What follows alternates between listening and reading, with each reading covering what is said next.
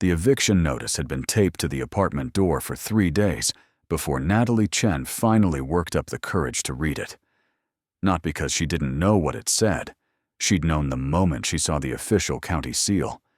But because reading it made it real.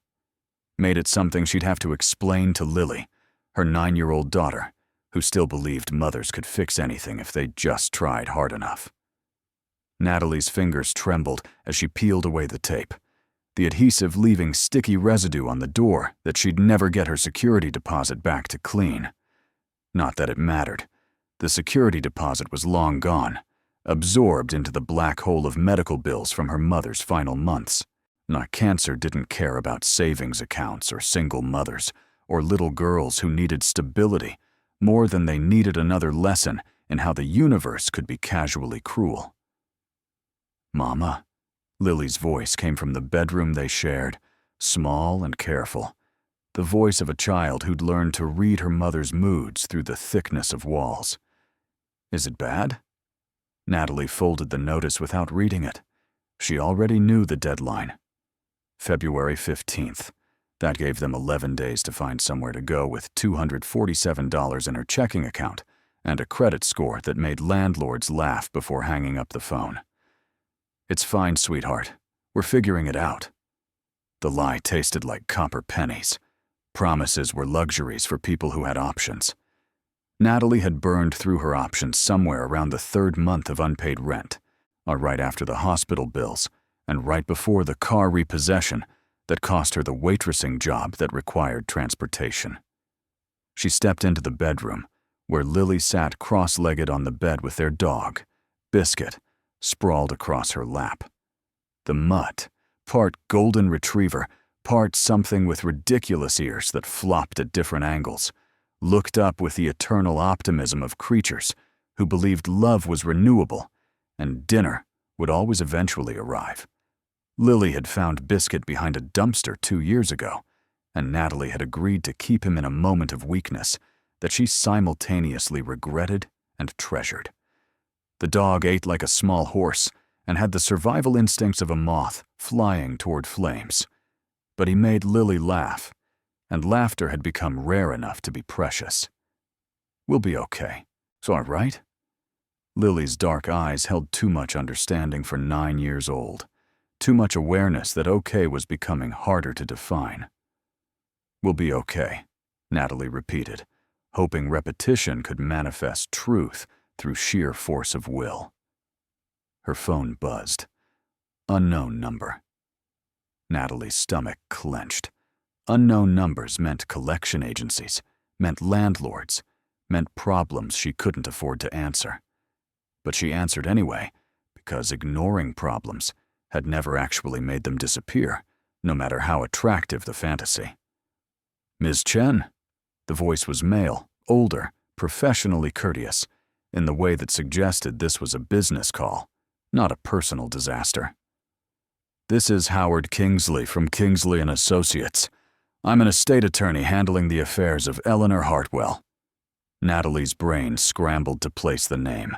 Eleanor Hartwell. Nothing. No connection. Wrong number, probably. "I think you have the wrong person.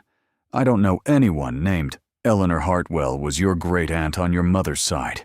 She passed away 6 weeks ago. I've been trying to reach you regarding her estate." Great-aunt. The words triggered a vague memory, something her mother had mentioned once or twice.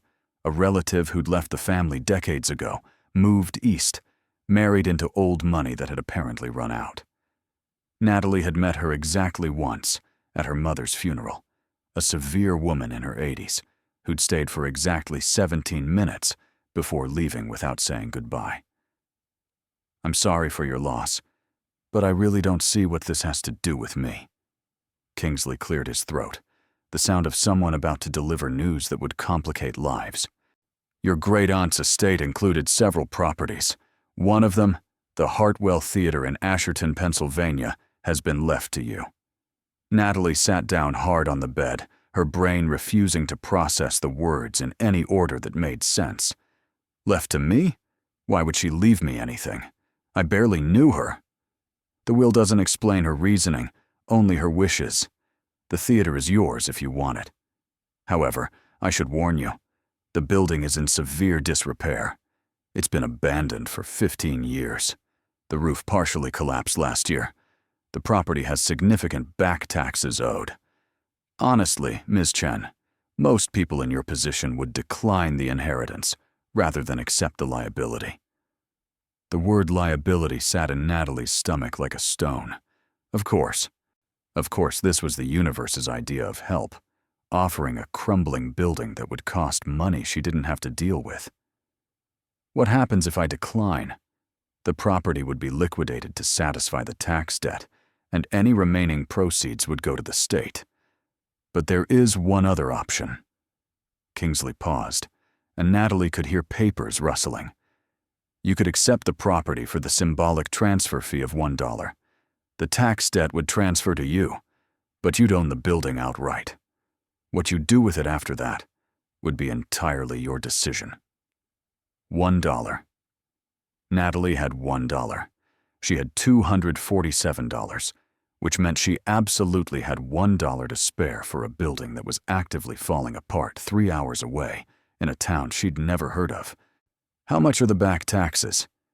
Approximately $18,000. Due within 90 days of transfer, or the county will seize the property. Natalie laughed, the sound coming out slightly unhinged. $18,000 might as well be $18 million. She couldn't pay her current rent. She couldn't pay for gas to drive 3 hours to look at a building that was literally collapsing. Thank you for contacting me, Mr. Kingsley, but I don't think— Miss Chen, his voice stopped her from hanging up. I've been practicing estate law for 41 years. I've seen a lot of people make a lot of decisions. Sometimes the smart decision is to walk away. But sometimes— He paused, and Natalie heard something in his voice that wasn't quite professional anymore. Sometimes a building that looks like a liability is actually an opportunity. Eleanor Hartwell was an unusual woman. She didn't do anything without reason, even if that reason wasn't immediately clear. Natalie looked at Lily, at the eviction notice still clutched in her other hand, at the bedroom they'd be leaving in 11 days regardless of where they went next. Can I think about it? You have 48 hours to make a decision.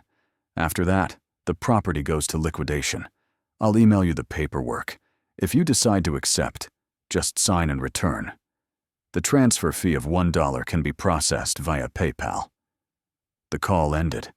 Natalie sat holding her phone, staring at nothing, feeling like the universe had just offered her the world's worst lottery ticket. Lily scooted closer, Biscuit's head still in her lap. Mama, who was that? Someone offering us a theater. Like for plays?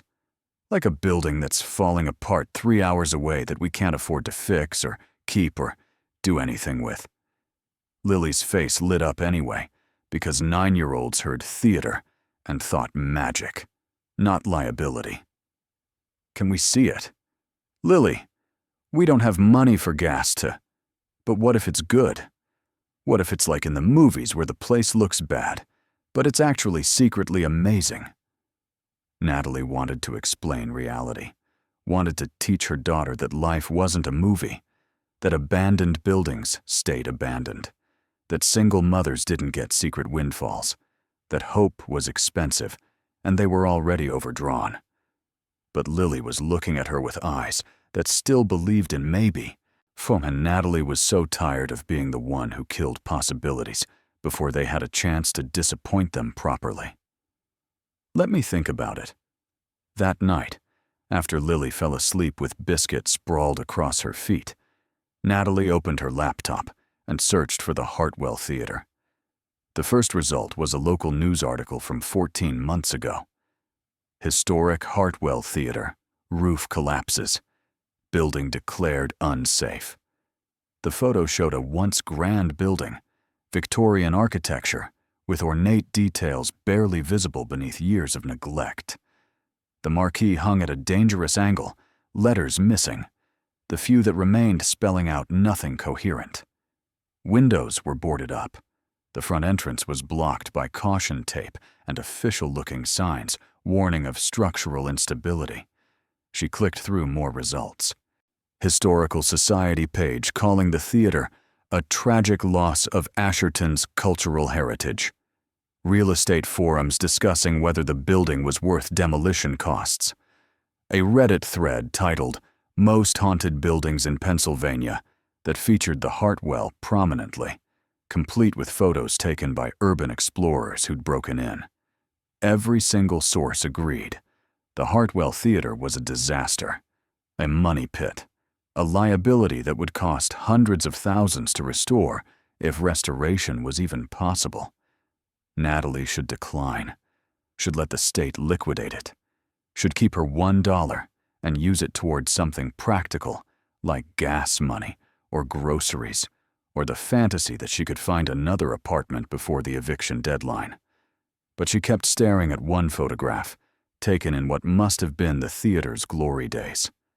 1950s, judging by the cars and the people's clothing.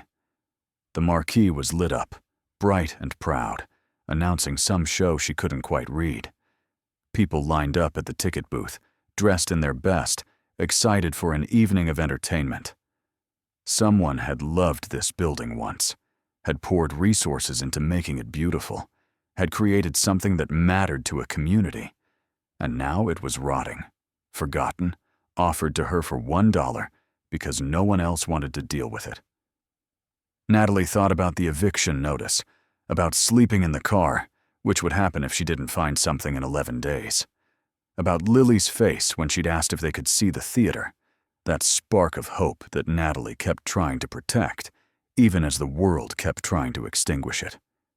Maybe this was insane. Maybe she was making a catastrophic decision that would make everything worse. But worse than what? Worse than eviction? Worse than homeless with a 9-year-old and a dog who ate like he had a personal vendetta against the kibble supply? The email from Kingsley had arrived. PDF attachment, transfer paperwork, digital signature required. $1 via PayPal.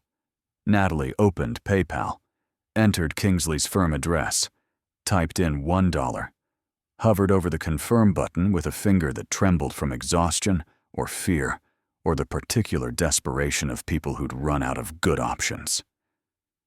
"This is stupid," she whispered to the empty room. "This is absolutely stupid." She hit confirm. The paperwork took 15 minutes to sign digitally. Her hand shook as she typed her name, and as she clicked accept terms, as she uploaded everything back to Kingsley's office portal. Done. She owned a condemned theater in a town 3 hours away. She had $18,000 in tax debt due in 90 days. She had 11 days until eviction and $247 in her bank account. Now, $246 after the transfer fee. Natalie closed the laptop and lay down next to Lily, listening to her daughter breathe, feeling Biscuit's warmth at her feet, and wondered if this was what rock bottom looked like, or if rock bottom was still coming, and she just didn't know it yet. The phone call from her brother came at 7 a.m., which meant he'd been awake for hours, stewing, working himself up to this conversation. "You did what?" David's voice came through the phone, sharp with disbelief and judgment in equal measures. Natalie cradled the phone against her shoulder while making oatmeal on the hot plate, the apartment's gas having been shut off 3 days ago. "I accepted Eleanor's inheritance." The condemned theater? Natalie, have you lost your mind? It was $1. It's $18,000 in back taxes. You can't afford your rent. How are you going to afford that? Natalie stirred the oatmeal, watching it congeal into something barely edible. David didn't know about the eviction notice, didn't know they'd be homeless in 10 days, didn't know because she hadn't told him, because telling him would mean listening to his judgment about every decision that had led here. "Maybe I can sell it. Maybe someone will want the land." David laughed, the sound coming out cruel. "Sell it? Who's going to buy a building that's falling apart? You just signed up for a liability that's going to follow you around for years. This is exactly like that time you married Marcus, jumping into disasters without thinking. Natalie's grip on the phone tightened. Bringing up her ex-husband was David's favorite weapon when he wanted to win arguments by inflicting maximum pain.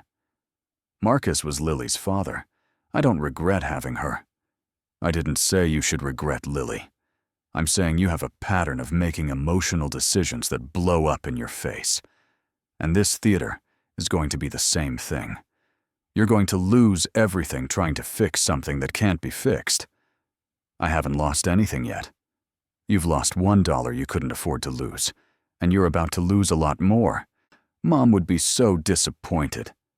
The words hit exactly where David intended. Their mother had died 18 months ago, medical bills devouring their inheritance, leaving Natalie with debt and David with distance. He'd moved to Arizona, started over, made it clear that his sister's problems weren't his responsibility. Don't bring Mom into this. She'd tell you the same thing. You're setting yourself up for failure. Natalie ended the call without saying goodbye. Her hands shook as she poured oatmeal into bowls, the anger and hurt mixing into something that felt dangerously close to tears. Lily appeared in the doorway, already dressed for school, backpack slung over one shoulder. Was that Uncle David? Yeah. Did you tell him about the theater? I did. Did he say something mean? Natalie looked at her daughter, at the way Lily's face had already arranged itself into protective defensiveness, ready to fight anyone who hurt her mother. 9 years old, and already learning that family could be the people who cut deepest. He's worried about us, that's all. He's mean, Lily said with the clarity of children who hadn't learned to make excuses for cruelty yet. Are we still going to see the theater? That was the question, wasn't it? They had one car, a 2004 Honda Civic that ran on prayer, and the desperate hope that the check engine light was lying about whatever catastrophe it was threatening. 3 hours each way meant 6 hours total, a quarter tank of gas they couldn't afford to waste. But the eviction deadline was in 10 days. And maybe, the theater had something worth salvaging. So maybe Eleanor Hartwell hadn't left her a disaster for no reason. Or maybe Natalie was delusional, grasping at straws, making the same kind of emotional decision David accused her of, jumping into disaster without thinking, because thinking meant accepting. They had no good options left. We're going Saturday, Natalie heard herself say. We'll drive up, look at it, figure out what we're dealing with. Lily's face transformed into pure joy, the kind that made Natalie's chest hurt because her daughter deserved to feel that way about things that weren't falling apart buildings in towns they'd never heard of. Can Biscuit come? Biscuit can come. The dog, hearing his name, barked from where he'd been investigating the trash can for breakfast opportunities.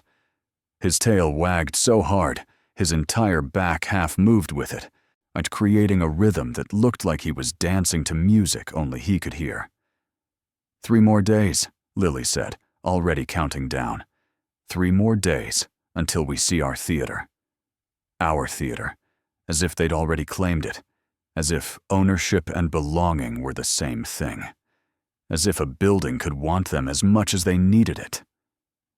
Natalie wanted to correct her, wanted to explain that the theater wasn't theirs, not really, that they were just temporary owners of a problem they couldn't solve. But Lily was smiling, and hope was too rare to kill with reality. 3 more days, Natalie agreed. Friday night, Natalie packed the Civic with everything they'd need for Saturday's trip. 2 water bottles, peanut butter sandwiches, Biscuit's leash, and the last of his kibble. Flashlights, because abandoned buildings didn't come with working electricity.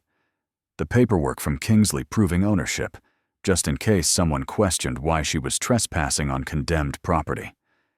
She had $213 in her checking account. Gas would cost approximately $45 round trip. That left $168 until her welfare check arrived in 5 days, and the landlord would want the partial rent she'd promised by Monday, which she'd already mentally spent on gas. The math didn't work. The math hadn't worked in months. Natalie had stopped trying to make it work and started just surviving day to day, problem to problem, hoping something would eventually shift in her favor. Lily insisted on sleeping in the living room that night, too excited to stay in the bedroom. She'd made a countdown calendar, crossing off days with purple marker, or drawing pictures of what she imagined the theater would look like. In her drawings, the theater was beautiful. Marquee lit up, doors open, people happy. Natalie didn't have the heart to show her the photos from the news articles, the reality of collapse and decay. "Mama?" Lily's voice came through the darkness, small and uncertain. "What if nobody wants it?" "Wants what, sweetheart?" "The theater. What if we try to fix it and nobody comes?" Natalie had been thinking the same thing, but hearing it from her daughter made it feel more real, more threatening. "Then at least we tried. Sometimes trying is enough." "Is it enough if we still don't have anywhere to live?" The question hung in the darkness, too big and too honest for Natalie to answer without lying. "I don't know, baby, but we're going to figure it out." Lily was quiet for a moment. "For then, Uncle David thinks we're going to fail. Uncle David doesn't know everything. He thinks he does." Natalie almost laughed. "Yeah, he does. But he's wrong about us. We're tougher than he thinks. Are we tough enough for a broken theater? We're about to find out." Saturday morning arrived cold and gray, the kind of February day that made Pennsylvania winters feel personal. Natalie loaded Biscuit into the back seat, where he immediately began his pre-trip ritual of circling 3 times before settling down with a dramatic sigh. Lily climbed into the front, buckled her seatbelt, and pulled out the folder she'd been keeping. Inside were printouts, articles about the theater's history that she'd printed at the library, old photographs she'd found online, a hand-drawn map showing the route from their apartment to Asherton. I did research," Lily announced proudly. "The theater opened in 1927. It had 847 seats. It showed movies and had live performances. The last show was in 2010.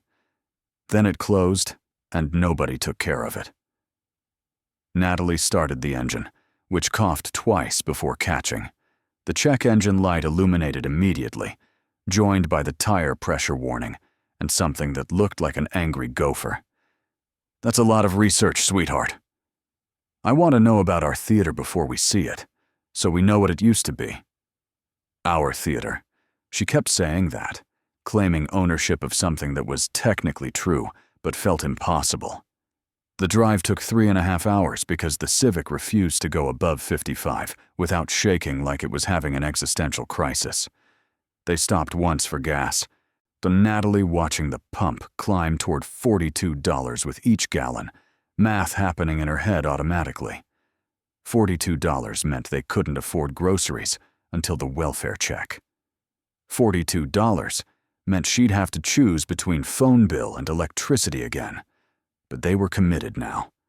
Might as well see what disaster she'd signed up for. Asherton appeared around noon, a small Pennsylvania town that looked like it had been left behind by progress and decided it was fine with that.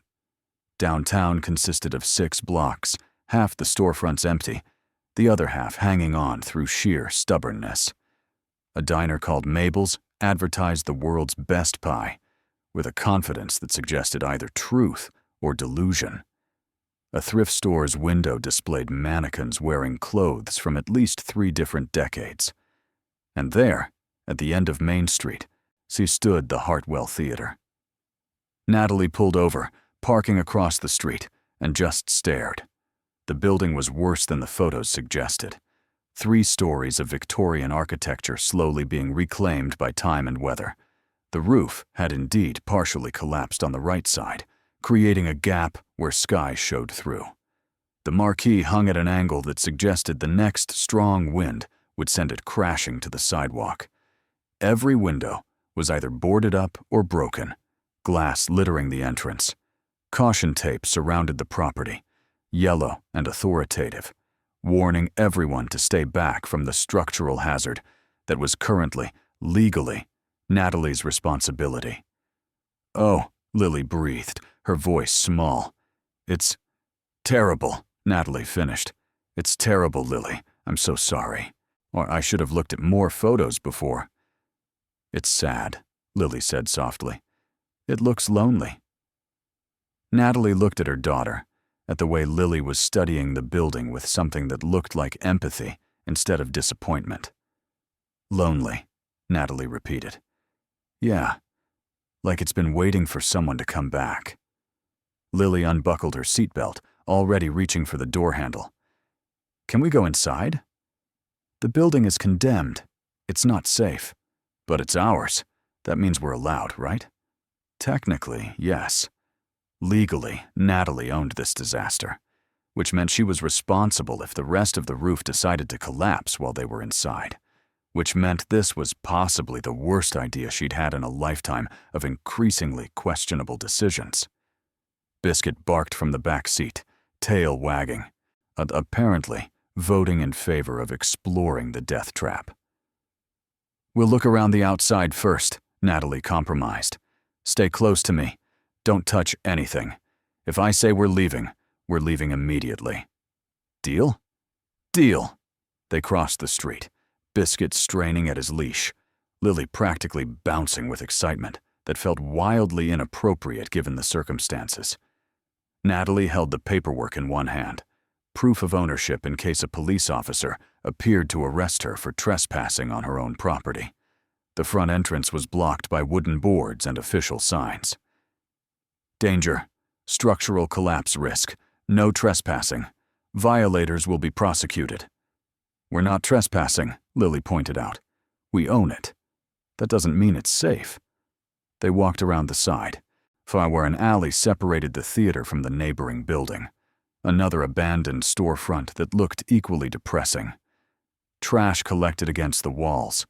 Graffiti declared various people's names and feelings in spray paint colors that had faded to pastels. At the back of the building, they found a door. The lock had been broken long ago, probably by urban explorers or teenagers looking for thrills. It hung open just slightly, an invitation that felt more like a warning. Natalie pulled out her flashlight, testing it. The beam flickered but held steady enough to be useful. "We're just looking," she said firmly. 5 minutes. We see what it looks like inside, and then we leave and figure out what to do next." She pushed the door open. It groaned on rusted hinges, the sound echoing into darkness that smelled like mold and decay and the particular sadness of places that had been loved once and forgotten since. They stepped inside. The flashlight beam cut through darkness, revealing what must have been backstage. Props and set pieces sat abandoned, a wooden chair missing one leg, painted flats depicting forest scenes, a rack of costumes that moths had turned into lace. "Whoa," Lily whispered, her voice carrying the reverence of someone entering a cathedral. Biscuit sniffed everything with enthusiasm, tail wagging as he investigated smells that probably told stories about the last 15 years of abandonment. They moved forward carefully, Natalie testing each step, waiting for floorboards to give way beneath her weight. But the floor held solid, the structure stronger than the exterior suggested. They emerged onto the stage. The theater opened before them like a sleeping giant, rows and rows of seats, dusty and damaged but still there, still arranged in neat lines facing the stage. The ceiling soared overhead, ornate plasterwork, visible even through years of water damage. A chandelier hung center, crystal prisms dulled by grime but still present, still beautiful in its way. Light filtered through gaps in the boarded windows, creating shafts of illumination that made the dust motes dance like spirits. "Mama," Lily breathed. "It's beautiful." "It's falling apart," Natalie corrected gently, but even she could feel it. Something about this space that suggested it had been important once, had meant something to people. They explored carefully. The stage was solid. The wings revealed dressing rooms with mirrors still mounted to walls, for light bulbs long dead in their fixtures. The seats, when Natalie tested one, held her weight despite the dust and time. This wasn't just a theater. This was a time capsule, a monument to entertainment and community and the way people used to gather for shared experiences. And it was absolutely, completely, 100% beyond her ability to save. Natalie felt something crack inside her chest, not quite breaking, but definitely fracturing. She'd driven 3 hours to see this, had spent gas money they couldn't afford, had let Lily get her hopes up, all for a building that would cost hundreds of thousands to restore. "We should go," Natalie said quietly. "We've seen it. Let's—" Wait. Lily had wandered to the side of the stage, was pointing up at something. "What's that?" Natalie followed her daughter's gaze. A rope hanging down, old and frayed, attached to something above. A curtain system, maybe, or stage rigging. "Don't touch it, Lily. It could be—" Lily had already grabbed the rope and pulled. Nothing happened for a second. Then a grinding sound, metal on metal, something mechanical waking up after years of sleep. A panel in the wall slid open, not dramatically, not smoothly. It stuttered and stuck, moved 6 inches and stopped, moved another foot and stuck again. But it opened, revealing darkness behind it, a space that shouldn't exist. "Lily, step back!" Natalie moved forward, flashlight raised, heart hammering against her ribs. The panel had revealed a narrow passage behind the wall, not a closet, not a storage space. A passage leading somewhere deeper into the building. Biscuit barked once, sharp and excited, and before Natalie could grab his leash, he'd bolted through the opening, disappearing into darkness. "Biscuit!" Lily shrieked. "Biscuit, come back!" The dog didn't come back. His barking echoed from somewhere deeper in the passage, excited and insistent, the sound of a creature who'd found something worth investigating. "Damn it!" Natalie grabbed Lily's hand. "Stay right behind me. Do not let go." They stepped through the opening into darkness that smelled different from the rest of the theater. Drier, cleaner, like this space had been sealed away from the decay that consumed the main building. The passage was narrow, walls close on either side, forcing them to walk single file. Natalie's flashlight beam showed stairs leading down, wooden steps that looked far more solid than anything in the main theater. Down meant basement. Down meant deeper into a building that was already unsafe. Down meant every horror movie cliché about people making terrible decisions. "Biscuit," Lily called. "Please come back." The barking continued below, insistent, punctuated by scratching sounds like the dog was trying to dig through something. They had no choice. They couldn't leave Biscuit. And Natalie would be damned if she'd come this far without finding out what had made her idiot dog so excited. They descended carefully, one step at a time, Natalie testing each board before trusting it with Lily's weight. 20 steps down, then 30. Far deeper than any normal basement would go. The passage opened into a room. Natalie's flashlight swept across it, trying to understand what she was seeing.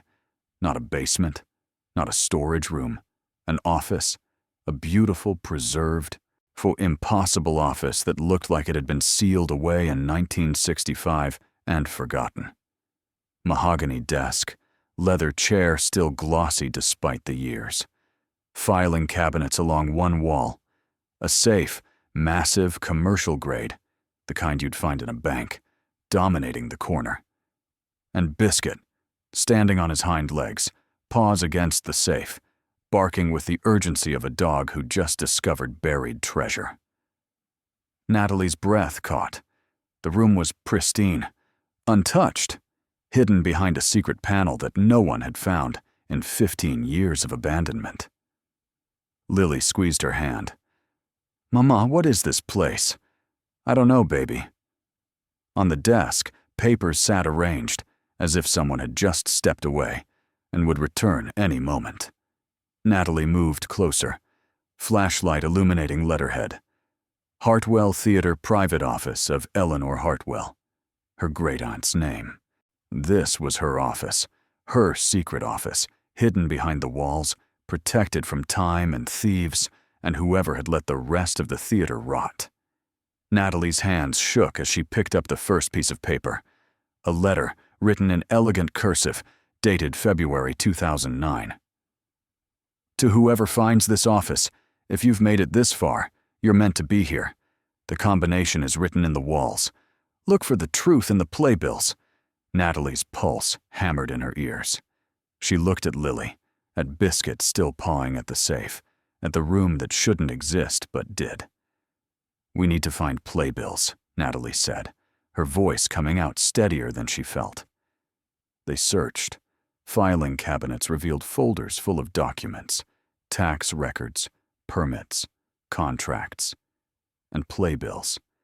Dozens of them, from shows spanning decades, arranged chronologically, from each one carefully preserved in plastic sleeves.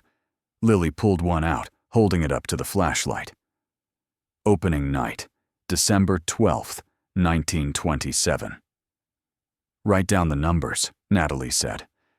December 12th, 1927. That's December 12th, 1927. But the safe had a combination dial that only went to 99. The date wouldn't work. Natalie looked at the playbills again, searching for pattern.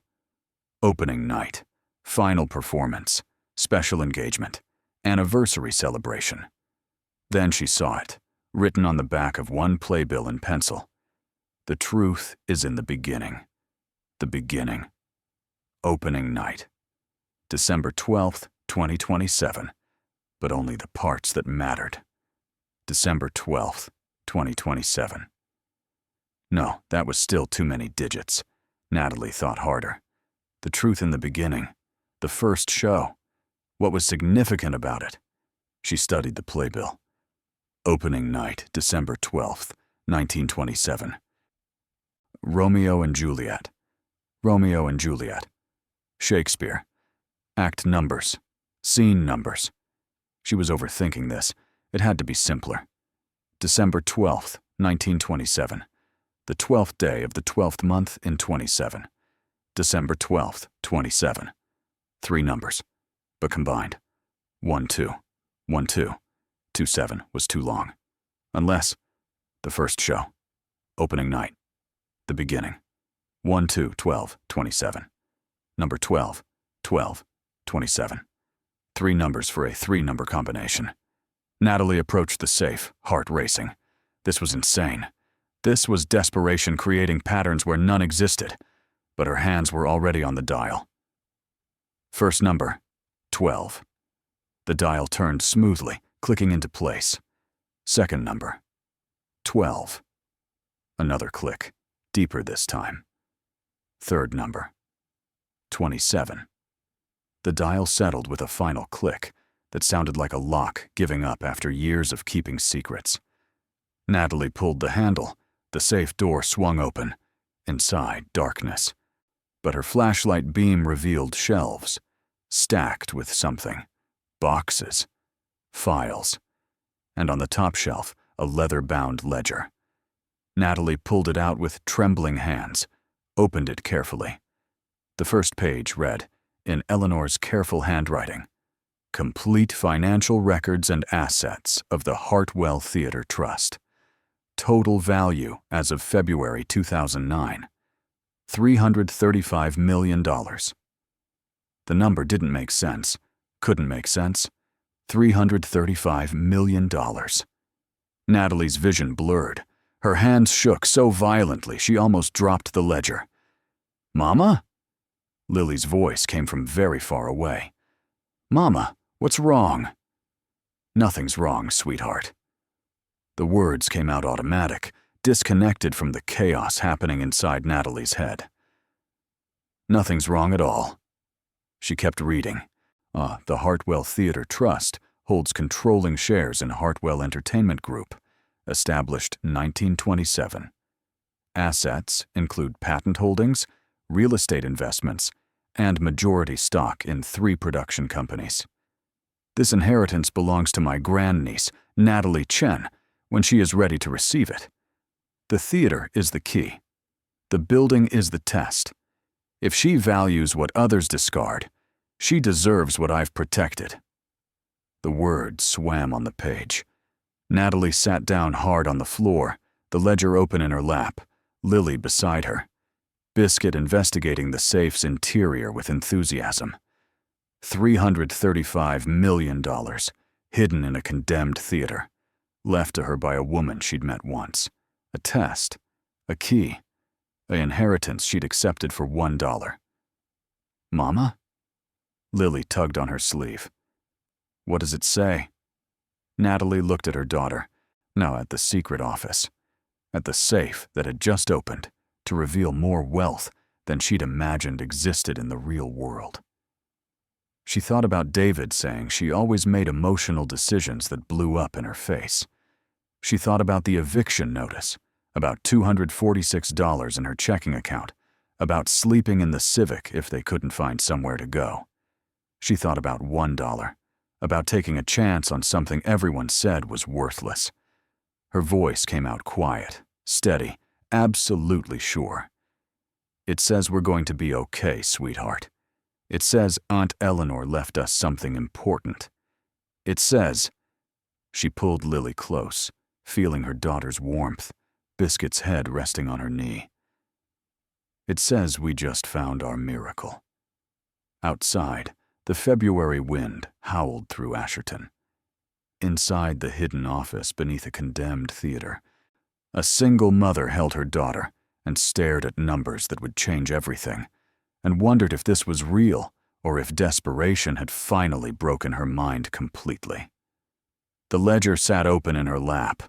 $335 million. The number stared back, daring her to believe it. She'd come to Asherton expecting disaster, expecting confirmation that she'd made another terrible decision, expecting nothing but more proof that the universe didn't give people like her second chances. Instead, she'd found this. And somewhere in the walls above them, the Hartwell Theater waited, wounded and beautiful, and absolutely, impossibly hers. Natalie sat on the floor of Eleanor's hidden office for what might have been 5 minutes, or might have been an hour. But time had stopped making sense the moment she'd opened the ledger and seen numbers that couldn't possibly be real. $335 million. The number didn't get less impossible with repetition. If anything, staring at it made her brain fracture further, splitting into the part that wanted to believe, and the much larger part that knew this was exactly the kind of hope that destroyed people when it turned out to be a lie. Mama, you're crying. Lily's small hand touched her cheek, came away wet. Natalie hadn't realized. She wiped her face quickly, trying to pull herself together for her daughter's sake. I'm okay, sweetheart.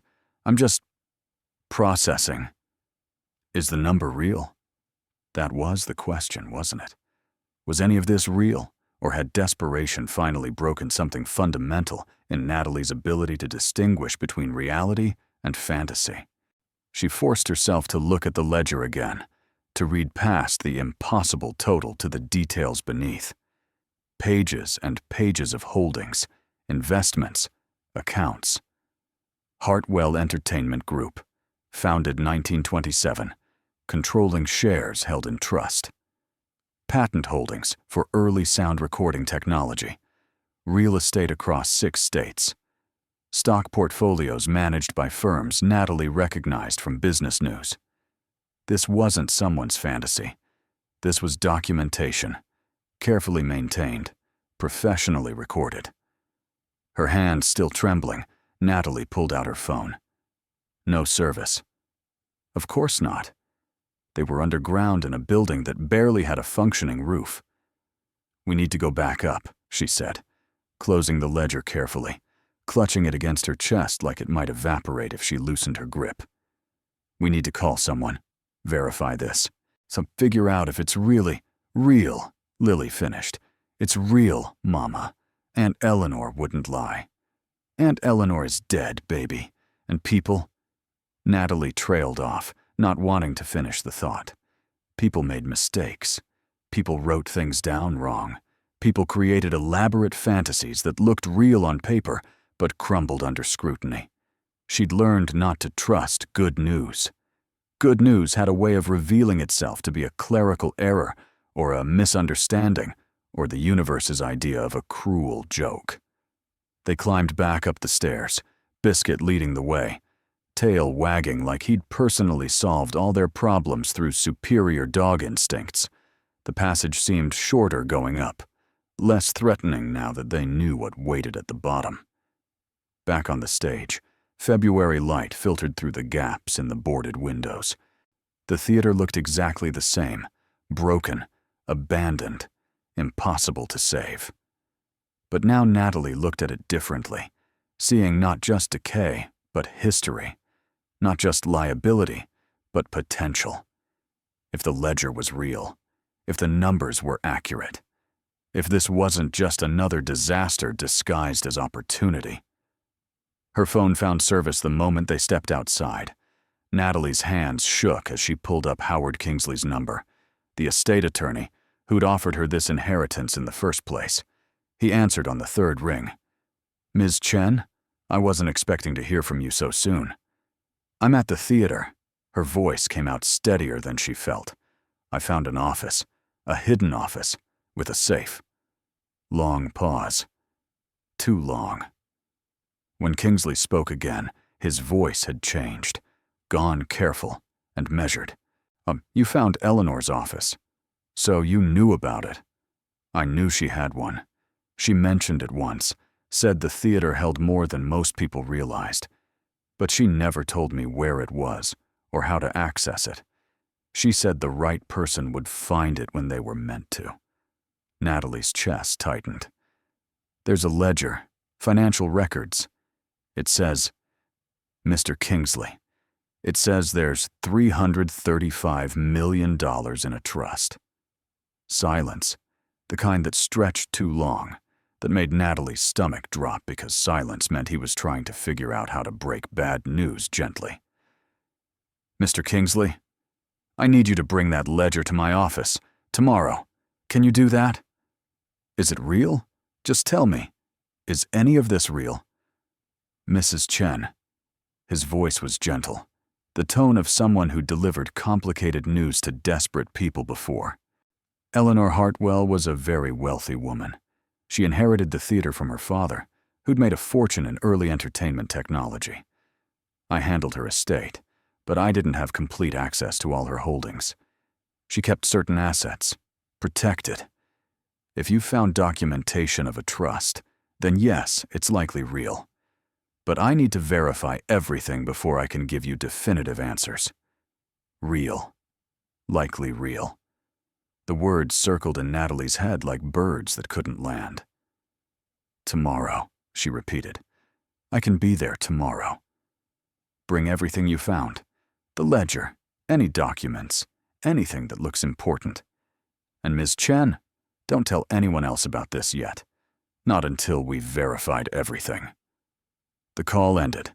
Natalie stood in the street, staring at the Hartwell Theater, at this condemned building she'd accepted for $1, at the disaster that might actually be a miracle. Lily tugged on her sleeve. "Mama, are we rich?" "I don't know yet, baby. We have to make sure everything is real first. But if it is real, then we're rich." Natalie knelt down, meeting her daughter's eyes. "If it's real, then yes. We're very, very lucky. But Lily, we can't tell anyone yet. Not Uncle David. Not your friends at school. Not anyone. We have to keep this secret until we know for sure. Can you do that?" Lily nodded solemnly. "I can keep secrets. I kept Bear's secret when Uncle David said we couldn't have a dog. Exactly like that. This is our secret until we know more." They climbed back into the Civic. Biscuit circled 3 times in the back seat before settling. Natalie held the ledger in her lap, and too afraid to put it in the trunk, too afraid to let it out of her sight. The drive home took 4 hours because a truck had jackknifed on the highway, creating a backup that crawled for miles. Natalie's brain wouldn't stop spinning, running through scenarios, calculating possibilities, crashing back into doubt. $335 million. The number was so large it didn't feel real, didn't feel like something that could belong to her, to someone who'd been living in a car a week ago, to someone whose greatest financial achievement was making $247 last until the next welfare check. Lily fell asleep against the window, somewhere around hour 2. Biscuit snored in the back. And Natalie drove through Pennsylvania winter, clutching a ledger that might change everything, or might be just another cruel joke the universe was playing on someone who'd forgotten how to stop hoping for better. She didn't call David, didn't tell anyone. Spent Saturday night lying awake in their apartment, 9 days now, until eviction.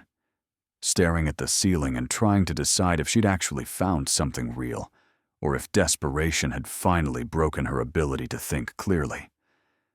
Sunday morning brought doubt and force. What if the trust didn't exist anymore?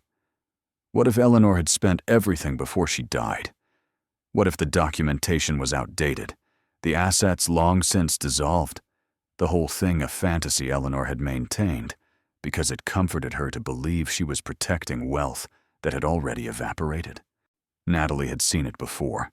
Her mother's generation, people who'd believed they had pensions and savings, only to discover companies had bankrupted, funds had been mismanaged, promises had meant nothing. She pulled out the ledger again, reading more carefully this time. Account numbers, investment firms, legal entities with names like Hartwell Holdings, LLC, and Asherton Entertainment Trust. Patent numbers for technology she didn't understand, but that seemed to involve early sound recording systems. There were also letters. Natalie found them in a manila envelope at the back of the safe, had missed them in her initial shock. Eleanor's handwriting, addressed to my grandniece Natalie. Her hands shook as she unfolded the first one. Dear Natalie, if you're reading this, then you've proven what I suspected about you. You're not like your Uncle David, who values only what already glitters. You saw worth in what others had abandoned. You took a chance when the safe decision would have been to walk away. My father built the Hartwell Theater with money he made from patents on sound recording technology. By 1927, he was one of the wealthiest men in Pennsylvania, though few people knew it. He taught me that wealth means nothing if you can't protect it from those who'd waste it. Your mother was my favorite niece, sharp, kind, brave. She married unwisely and paid for it, but she raised you well despite everything. When she died, I wanted to help you, but I couldn't just hand you money. Money that isn't earned destroys people. I've seen it happen too many times. So I created a test. The theater, broken, abandoned, a disaster no one else would touch. If you took it anyway, if you looked past the surface to see what could be there, then you'd proven you deserved what I'd protected. The trust is real. Every dollar documented in the ledger exists in accounts and holdings I've maintained for this purpose. It's yours now. Use it wisely. Use it to build something that matters. And Natalie, don't let anyone make you feel guilty for accepting this. You didn't get lucky. You made a choice that took courage. That's worth more than money. With love and hope for your future. Eleanor. Natalie read the letter 3 times. Then she pressed it against her chest and cried properly. The kind of crying that had been building for months. Grief for her mother. Terror about the eviction, exhaustion from trying to hold everything together, and now this impossible relief that might still turn out to be a lie. Lily found her on the floor, tears streaming, letter clutched in her hands. "Mama, are you sad?" "No, baby, I'm—" What was she? Terrified, hopeful, disbelieving. "I'm overwhelmed." Is that like being really full of feelings? Exactly like that. Lily sat down beside her, leaned her head against Natalie's shoulder. "Aunt Eleanor sounds nice in the letter." "She does, doesn't she? I wish I could have known her better." "Me too, sweetheart." "Me too." Monday morning, Natalie called in sick to the part-time housekeeping job she'd been barely holding on to. Loaded Lily into the Civic with the ledger and every document from the safe, carefully organized in a folder that had cost $1.29 at the dollar store. Howard Kingsley's office was in downtown Philadelphia, 2 hours from their apartment. Professional building, marble lobby, the kind of place where Natalie felt immediately out of place in her Goodwill coat and boots, with soles that flapped when she walked. The receptionist looked at them with the particular expression receptionists reserved for people who clearly didn't belong in buildings with marble lobbies. "I have an appointment," Natalie said, forcing confidence she didn't feel. "Natalie Chen for Howard Kingsley." The receptionist's expression shifted slightly, from dismissive to merely skeptical. "One moment." Lily pressed against Natalie's side, eyes wide, taking in the expensive furniture and abstract art that probably cost more than their car. Biscuit, left in the Civic with windows cracked, would be thoroughly investigating the vehicle for any food molecules they might have missed. "Ms. Chen?" A woman appeared, late 50s, professional suit, so kind eyes. "I'm Margaret Walsh, Mr. Kingsley's paralegal. He's ready for you." They followed her down a hallway lined with law degrees and certificates, into an office that smelled like leather and old books and the particular confidence of people who'd never worried about where next month's rent would come from. Howard Kingsley stood when they entered, 70-something, silver hair, the bearing of someone who'd spent decades dealing with complicated estates and complicated people. "Ms. Chen, thank you for coming." He shook her hand, then smiled at Lily. "And you must be Lily. Would you like some hot chocolate while your mother and I talk? Margaret makes the best hot chocolate in Philadelphia." Lily looked at Natalie, who nodded permission. Margaret let her out, leaving Natalie alone with the attorney, who held the answers to questions that would determine everything. "Please, sit." Kingsley gestured to a chair that looked more expensive than Natalie's entire apartment. "Did you bring the documentation?" She handed over the folder with shaking hands, watched him open it, watched his expression as he reviewed the ledger, the letters, the account statements Eleanor had maintained. He read in silence for what felt like hours, but was probably 10 minutes. Finally, he looked up. "This is authentic. Eleanor's handwriting, her record-keeping system. The account numbers match institutions I recognize." He paused, choosing words carefully.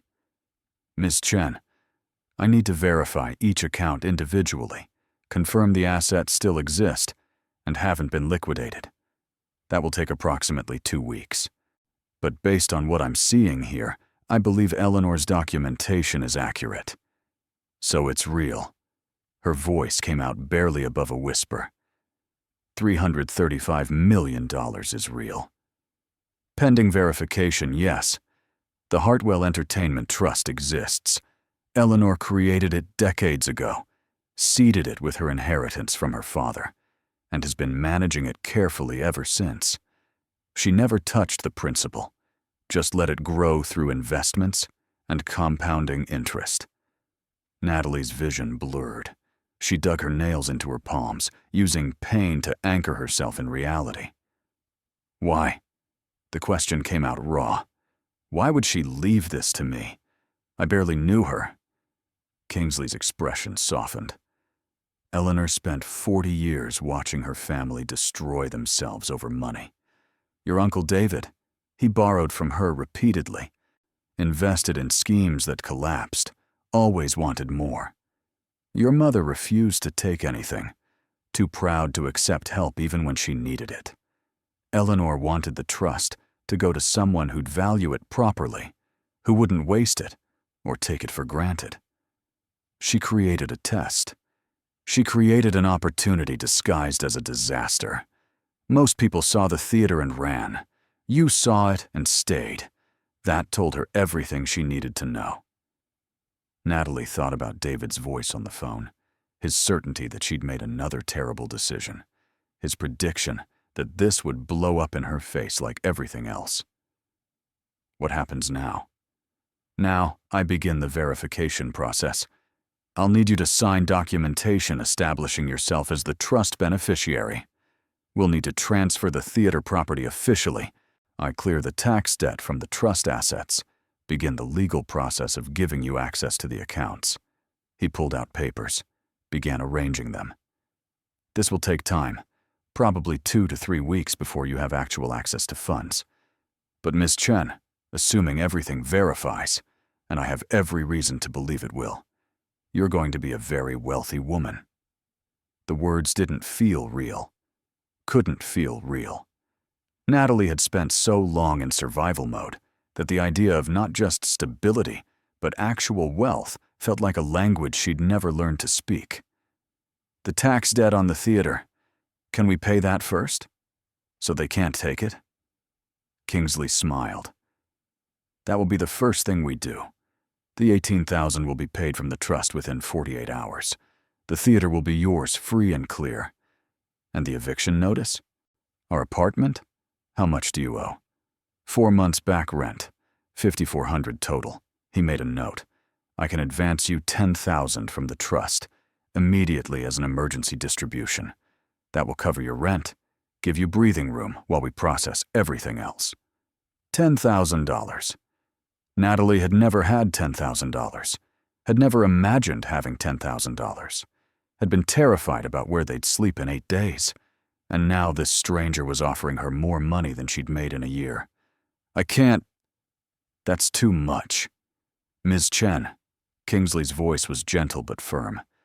The trust contains $335 million. Taking $10,000 for immediate needs is not only reasonable, it's necessary. You can't wait 2 weeks if you're about to be evicted. Logic. It made sense. But accepting help, accepting this much help, felt dangerous. Felt like the universe setting her up for a fall. Okay, she heard herself say. Okay, $10,000 for rent and expenses. They spent the next hour signing papers. Natalie's hand cramped from writing her name so many times. Beneficiary agreements, trust documents, authorizations for Kingsley to begin the verification process. Margaret returned with Lily, who had chocolate on her face, and a stuffed animal she claimed Margaret had given her just because. She's wonderful, Margaret told Natalie quietly. You're doing a great job with her. The words hit harder than they should have. Natalie hadn't heard that in so long, hadn't heard anyone suggest she was doing anything right instead of barely holding together. Before they left, Kingsley handed Natalie a check, $10,000, drawn on the firm's account to be reimbursed from the trust. Use this for what you need. Pay your rent. Buy groceries. Get your car fixed. And Ms. Chen? He met her eyes. Don't feel guilty. Eleanor wanted this for you. Let yourself have it. The drive home happened in a daze. Natalie stopped at the bank, deposited the check, watched her account balance transform from $183 to $10,183, and felt something fundamental shift in her understanding of reality. They stopped for lunch, actual lunch at a restaurant with tables and menus. Natalie ordered without checking prices first, let Lily get a milkshake, didn't feel panic when the bill came to $32. Mama, you're smiling, Lily observed, slurping her milkshake with enthusiasm that suggested she'd forgotten what milkshakes tasted like. I'm happy, a baby. Because we're rich now? Because we're going to be okay. Because we don't have to be scared anymore. That night, Natalie wrote a check to the landlord for $6,000. Back rent plus 4 months forward. Hand delivered it the next morning. Watched his face transform from hostile to confused to almost apologetic. "I thought you said you didn't have money." Situation changed. "We're staying." She walked back to the apartment feeling 10 feet tall. Called David before she could talk herself out of it. He answered with the weariness of someone expecting to hear about another disaster. "Natalie, what happened now?" "Nothing happened. I just wanted to tell you, you were right." Silence. Right about what? About the theater being a disaster. About me making an emotional decision. You were absolutely right. I mean, I didn't want to be right. It's a complete disaster, Natalie continued, her voice level. The building is falling apart. It's going to cost hundreds of thousands to restore. The tax debt alone would have buried me. You were completely right to call it a liability. More silence. David processing, trying to figure out if this was genuine agreement or if she was setting up something else. "So you're going to decline the inheritance?" "No, I'm keeping it. Because it turns out Aunt Eleanor left more than just a building. She left a trust. A very large trust. That makes the theater's problems seem much more manageable." "How large?" Natalie smiled, tasting victory. "Large enough that I don't need to borrow money for rent anymore. Large enough that Lily and I are going to be fine. Large enough that you don't need to worry about us being your responsibility." "Natalie, how large?" "I'll tell you when everything's finalized. But David, remember how you said I always make emotional decisions that blow up in my face? Turns out sometimes, emotional decisions work out just fine."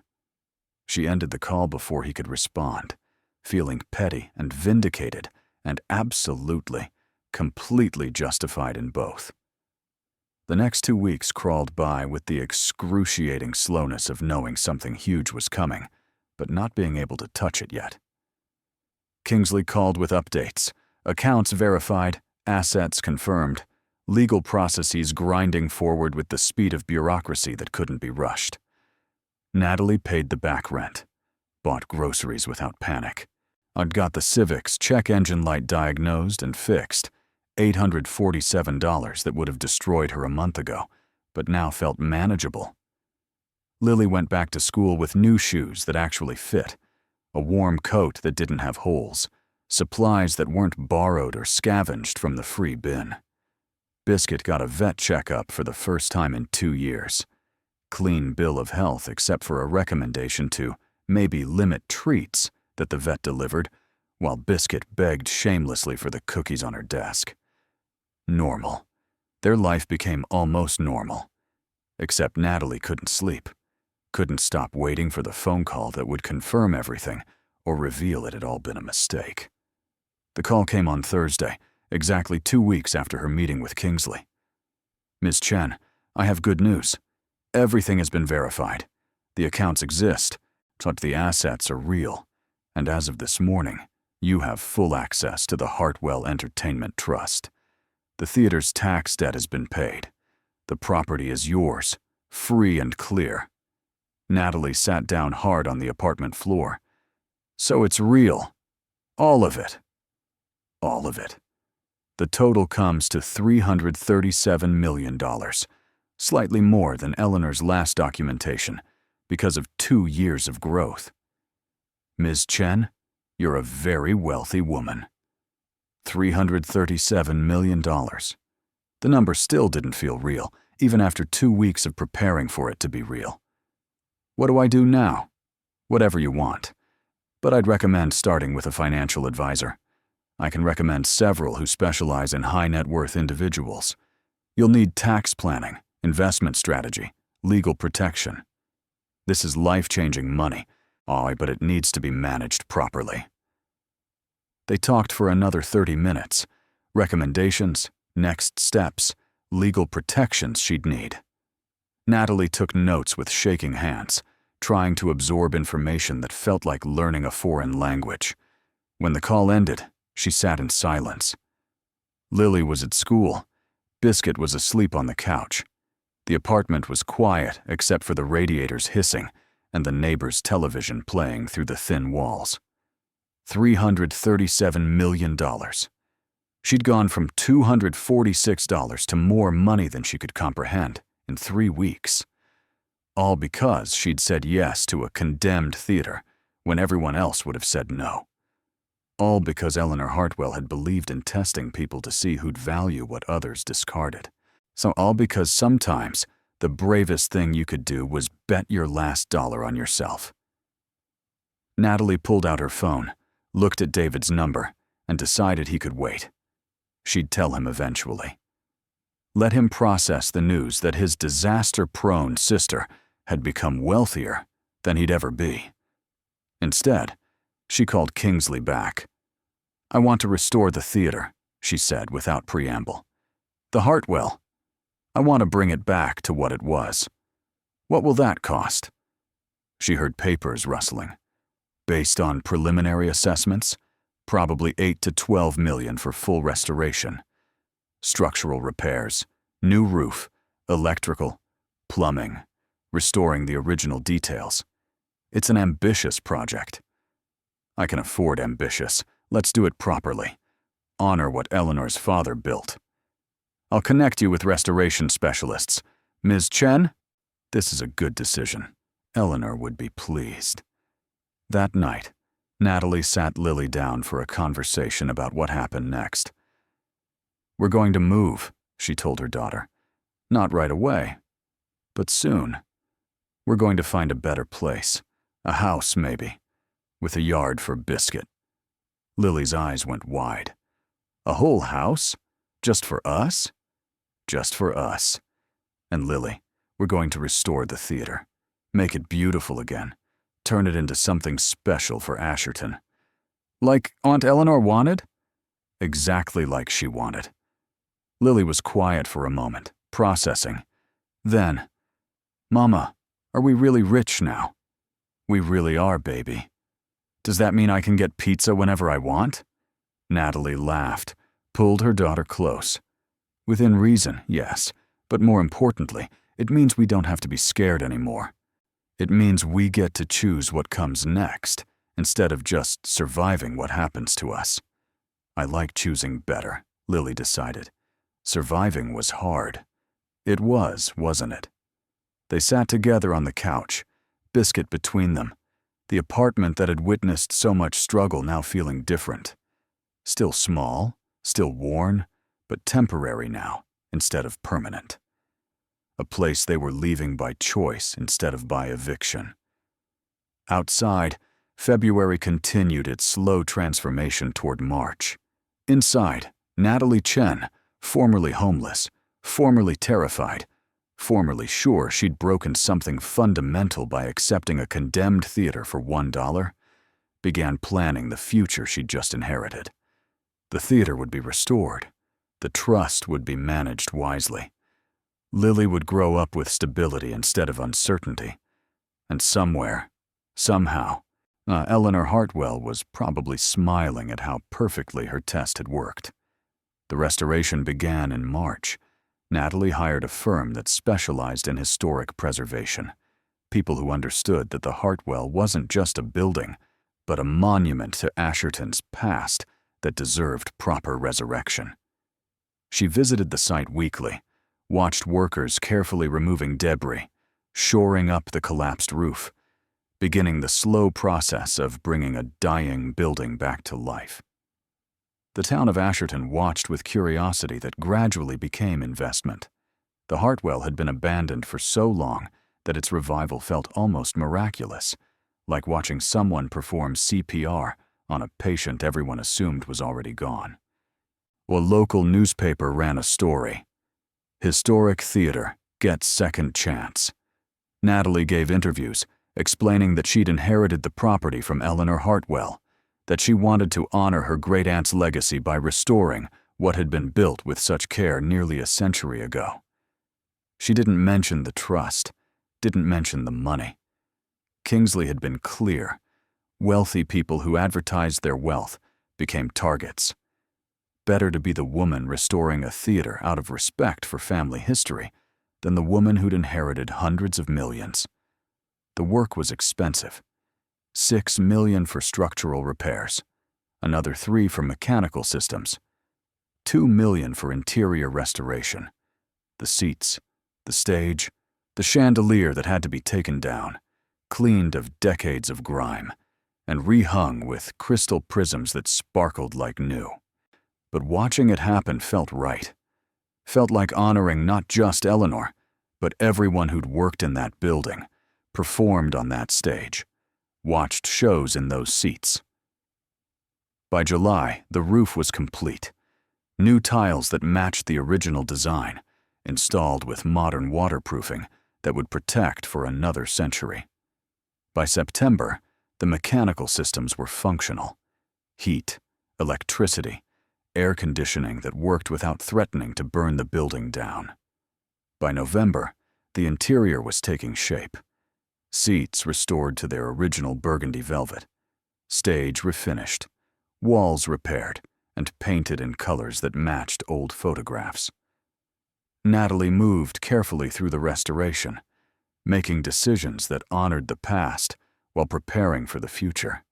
Modern sound systems hidden in walls. Accessible seating that didn't exist in 1927. Updates that served contemporary needs without destroying historical character. And through it all, she kept Eleanor's office exactly as she'd found it. Hidden behind the panel, preserved, a secret that belonged to the building's history. Lily turned 10 in August.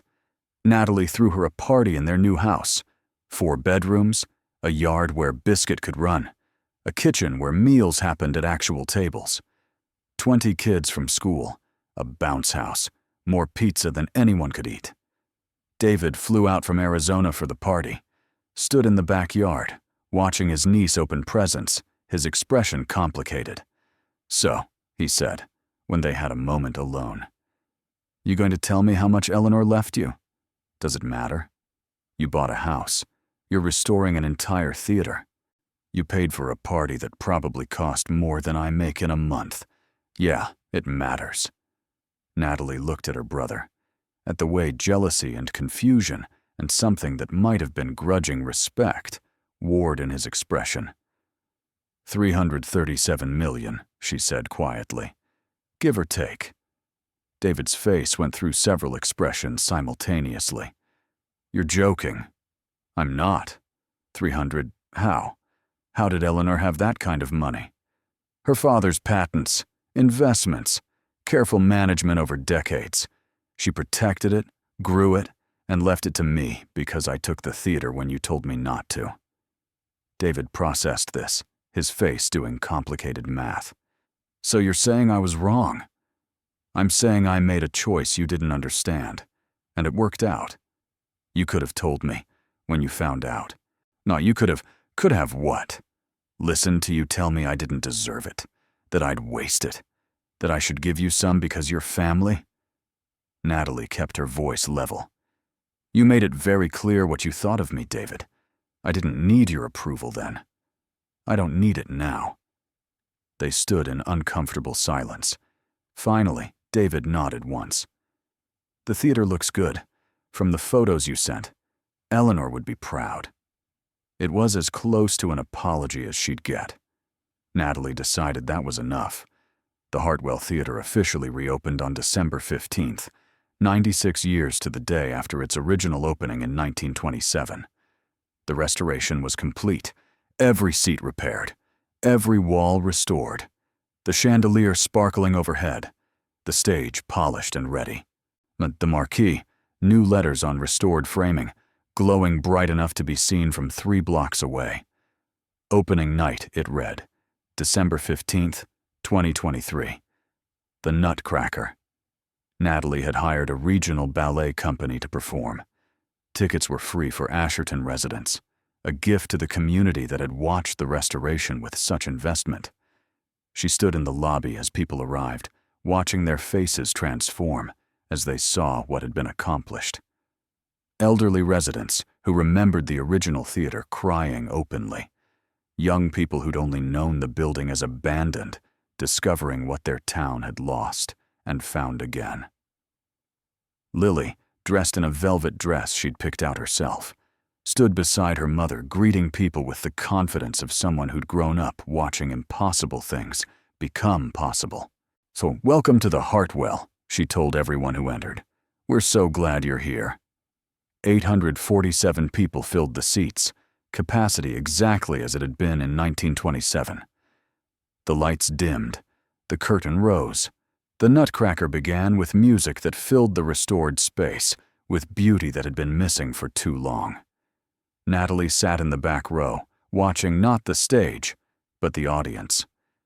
Watching people experience joy and wonder and the particular magic of live performance in a space designed specifically to create those feelings. This was what Eleanor had protected.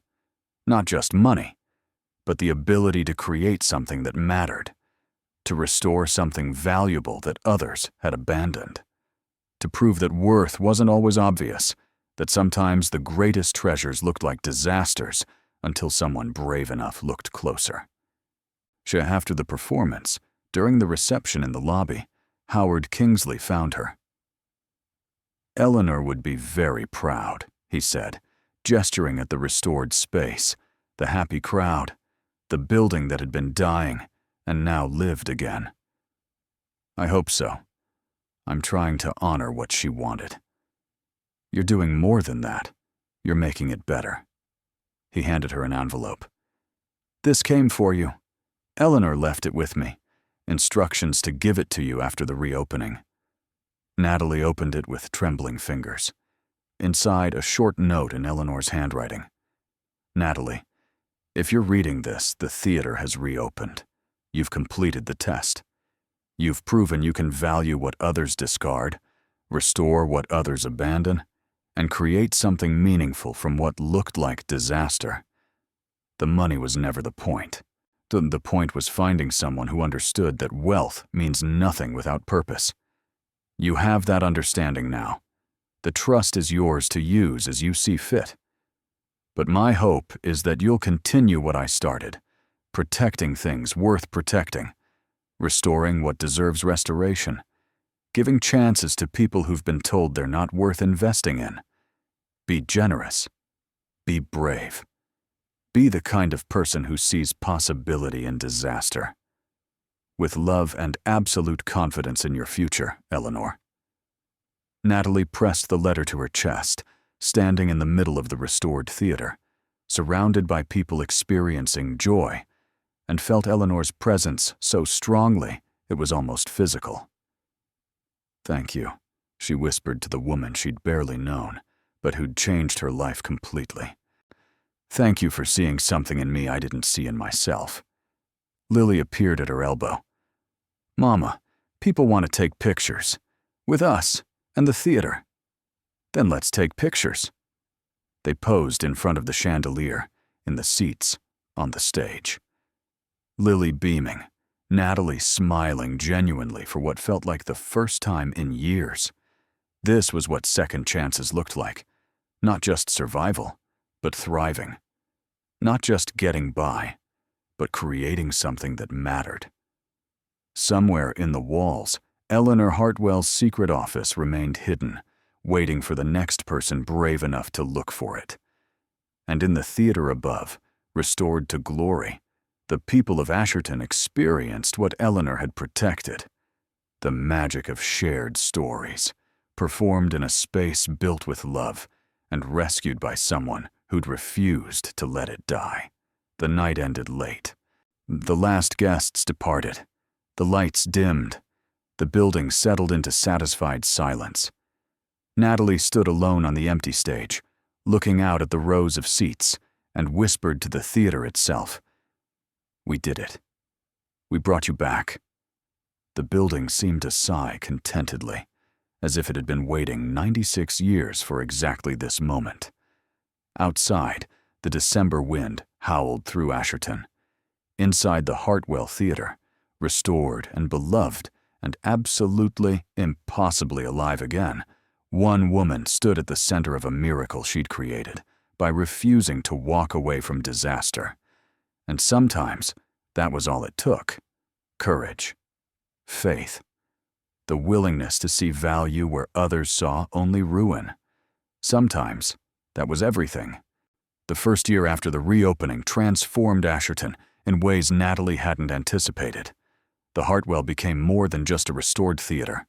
It became a destination, a symbol of what was possible when people refused to accept decay as inevitable. Regional newspapers ran features. Architecture magazines published spreads showing before and after photos that looked like two different buildings. Tourism increased 30%. Small businesses opened downtown. A bookstore, a coffee shop, a restaurant. Entrepreneurs drawn by the revival happening around them. But success created its own complications. Natalie discovered that wealth brought opportunities she'd never imagined and responsibilities she hadn't prepared for. People asked for money. A lot of people. Daily emails, in letters forwarded from Kingsley's office, even strangers approaching her on the street in Asherton. Everyone had a story. Medical bills, business ventures, charitable causes, personal emergencies that required exactly the amount of money they assumed she could spare without noticing. Some requests were genuine, many weren't. Natalie had no system for distinguishing between them, no experience with being the person who could say yes or no to requests that would change lives. She sat in Kingsley's office 6 months after the reopening, feeling overwhelmed by the stack of requests he'd compiled. "How do I do this?" she asked.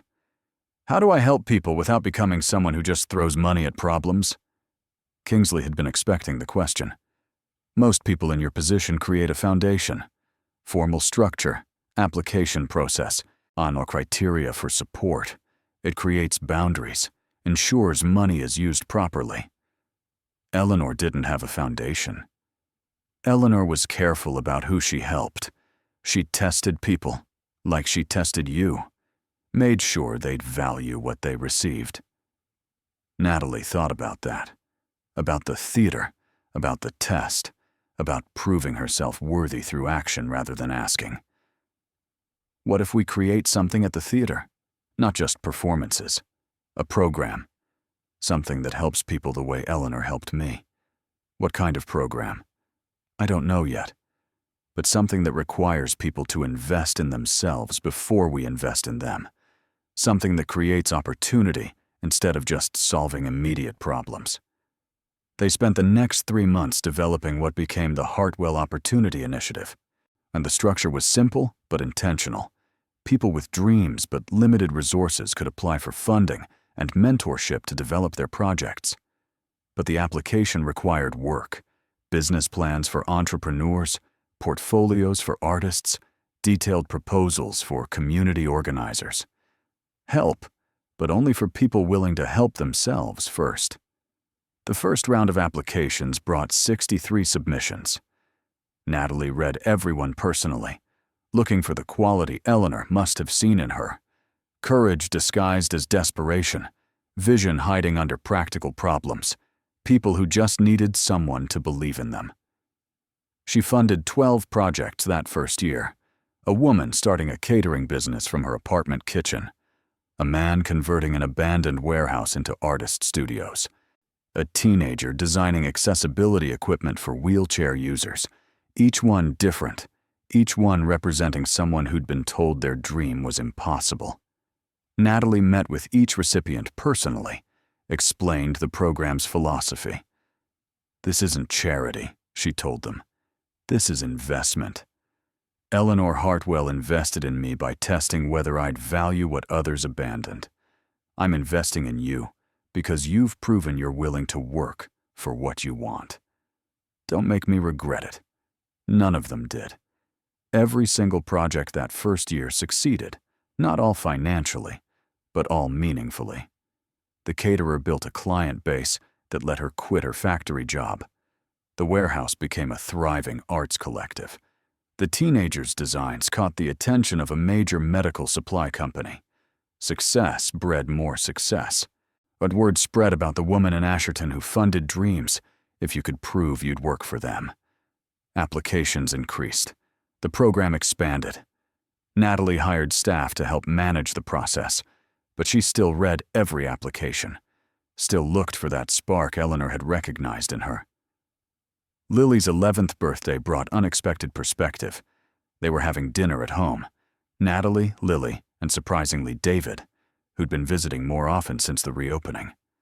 Lily had been quiet through the meal, picking at her food with unusual solemnity. "What's wrong, sweetheart?" Natalie finally asked. "Emma Rodriguez asked me today if we were billionaires." Natalie's chest tightened. They'd tried to keep Lily's life normal despite everything, kept her in the same school, maintained routines. But obviously, word had spread. "What did you tell her?" "I said we were comfortable." Lily looked up, her expression troubled. Was that the right answer? Because technically, we are sort of billionaires. 337 million is like 1/3 of a billion. David made a choking sound. "You told her the actual number?" "She's 11. She deserves honesty." Natalie turned back to Lily. "Comfortable is a good answer. Money is private. You don't have to explain our finances to anyone. But people treat me different now. Emma's mom is weird around me, like she's being extra nice, but it feels fake. And Tyler said his dad said we probably don't deserve the money." The words hit Natalie harder than they should have. Tyler's father. She knew him vaguely. One of the people who'd criticized her restoration plans as a waste of money that should have gone to real problems.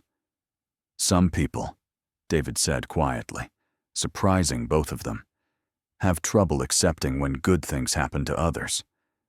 Your mom deserved what Eleanor left her. Don't let anyone tell you different." Natalie stared at her brother. That might have been the first genuinely supportive thing he'd said since she'd told him about the inheritance. David shrugged, looking uncomfortable. "What? I can admit when I was wrong. Took me a while, but I got there." "Thanks, Uncle David." Lily smiled, then turned back to Natalie. "Mama, can I ask you something? About the money?" "Always." "Why did Aunt Eleanor leave it to you? Like, really? Just because you took the theater?" Natalie thought about how to explain it in terms an 11-year-old would understand. Eleanor spent her whole life watching people waste things. Money, opportunities, relationships. She wanted to give the inheritance to someone who'd value it properly. The theater was her way of testing that. So it was like a riddle, where the answer was, you. Kind of like that, yeah. That's actually pretty smart. Lily considered this. "So we have all this money because you were brave enough to try something everyone said was stupid." "Essentially. Then Tyler's dad is wrong. You totally deserve it." Lily took a bite of her dinner with renewed enthusiasm. "Can I have more pasta?" Later, after Lily went to bed, David lingered in the kitchen while Natalie cleaned up. "She's handling it well," he observed. "The money, the attention. Most kids would be bratty about it. She lived in a car for 3 months. She knows what it's like to have nothing. That perspective stays with you.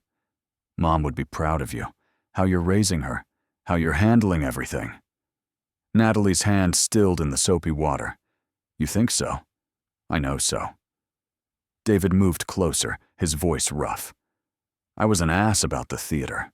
About everything, really. I thought you were making another mistake like Marcus. Like every other impulsive decision that blew up. But you weren't. You were making the bravest choice I've ever seen anyone make.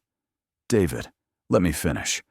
You took a building no one wanted and turned it into something the whole town values. You took money you could have wasted, and you're using it to help people build actual lives. You're doing what Eleanor wanted better than anyone else could have." He paused. "I'm sorry I didn't believe in you." Natalie turned to face him, seeing genuine regret in her brother's expression. "You don't have to apologize." "Yeah, I do. Family's supposed to support each other. I failed at that. Multiple times. I'm trying to be better." They hugged awkwardly, the first real connection they'd had since their mother's funeral. It didn't fix everything, but it was a start. Year 2 brought the challenge Natalie had been dreading. Someone challenged Eleanor's will. A distant cousin she'd never heard of filed legal papers claiming undue influence, arguing that Eleanor wasn't mentally competent when she created the trust, that the theater transfer had been manipulated. Richard Hartwell, late 60s, on Eleanor's nephew from her deceased husband's side, wanted the inheritance for himself. Had apparently been searching for Eleanor's assets for years, convinced she'd hidden wealth that should have been his. The legal battle consumed 6 months. Depositions, court filings. Kingsley warned her that fighting might cost millions in legal fees, that settling might be easier. "I'm not settling," Natalie said flatly. "Eleanor chose me deliberately. I'm not letting someone take that away because they think they deserve it more." "It could get ugly. Richard's lawyer is claiming you exploited a vulnerable elderly woman." "Then we prove I didn't. We show the test, the intentionality, Eleanor's complete mental competence. Whatever it takes." The trial happened in August. Hot courtroom, hostile lawyer, Richard, sitting at the plaintiff's table, looking righteous and wronged. His lawyer painted Natalie as an opportunist who'd manipulated a confused old woman, showed photos of the condemned theater, argued that no competent person would leave such a valuable estate to someone who accepted property worth nothing. "Ms. Chen," the lawyer said during cross-examination, "you're asking this court to believe that your great-aunt, a woman you'd met once, left you $337 million because you accepted a worthless building. Does that seem reasonable to you?" Natalie met his eyes. "Eleanor didn't leave me money. She left me a test. The building wasn't worthless. It was a measure of whether I could see value where others saw disaster. I proved I could. And that's why I got the inheritance. Or you convinced a vulnerable woman to change her will in your favor. I never asked Eleanor for anything. I didn't even know the trust existed until after she died. The theater was her idea, her test, her choice. I just had the courage to say yes." Kingsley presented Eleanor's letters, her meticulous documentation, psychiatric evaluations showing complete mental competence until the day she died. Character witnesses from Asherton testified about the restoration, about Natalie's work with the Opportunity Initiative, about how she'd used the inheritance exactly as Eleanor had hoped. The judge took 2 weeks to deliberate. When the ruling came, it was decisive. Eleanor Hartwell was clearly competent, clearly intentional, and clearly within her rights to structure her estate as she wished. The evidence shows sophisticated planning, not manipulation. Ms. Chen earned this inheritance by demonstrating the qualities Ms. Hartwell valued. Case dismissed. Richard stormed out of the courtroom. His lawyer filed an appeal that went nowhere. Natalie stood on the courthouse steps afterward, feeling exhausted and vindicated in equal measures. "You did good," Kingsley said. "Eleanor would be proud. I just wish she could have testified herself, explained why she did it this way."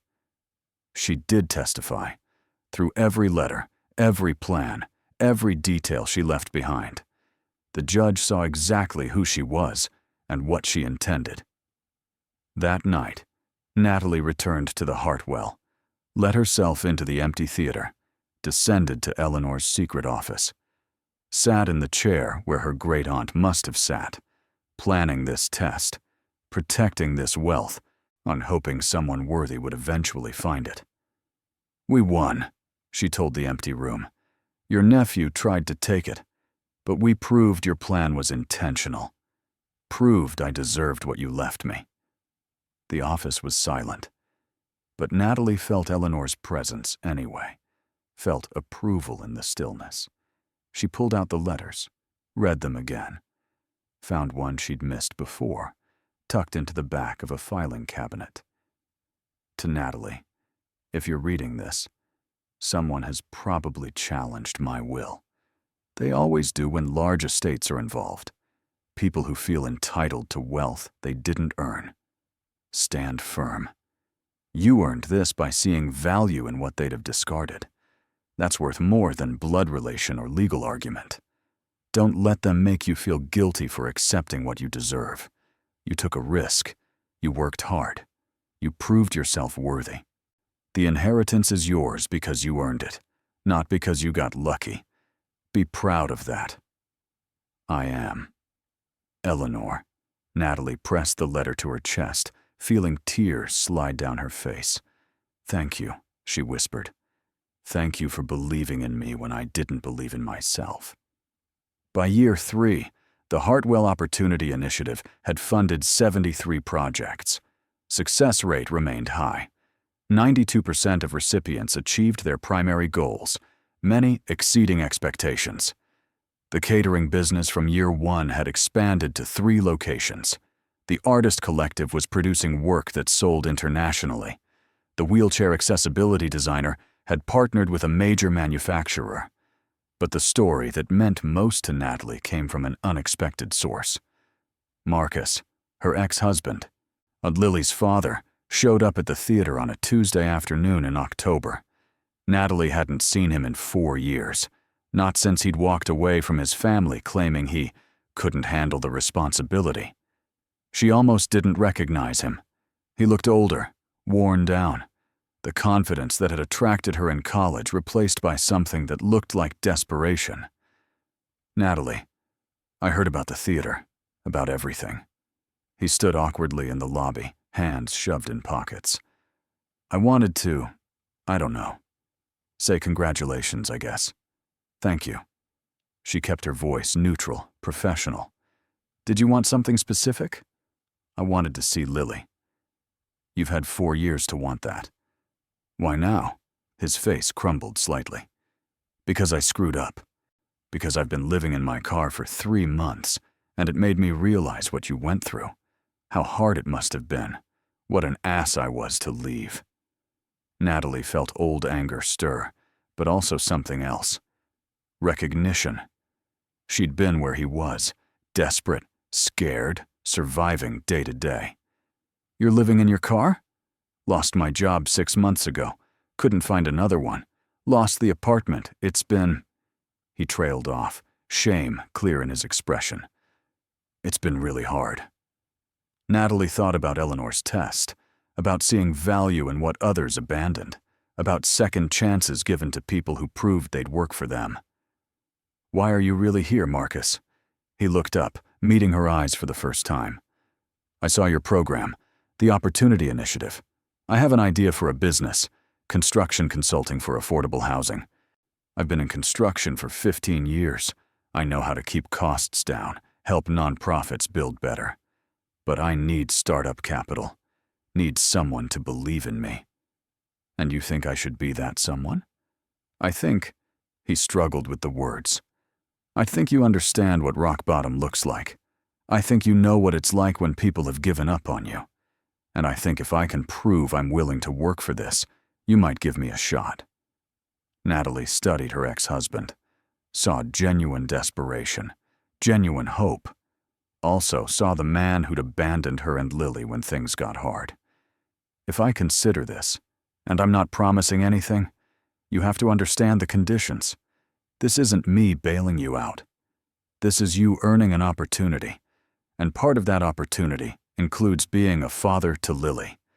If you're not ready for that, I'd walk away now. Marcus's eyes filled. I want to be her father. I want to fix what I broke. Then you apply like everyone else. Business plan, budget, timeline. Prove you've thought this through. If it's good enough, I'll consider funding it. But Marcus, if you take this money and disappear again, if you hurt Lily again, you'll never get another chance from me.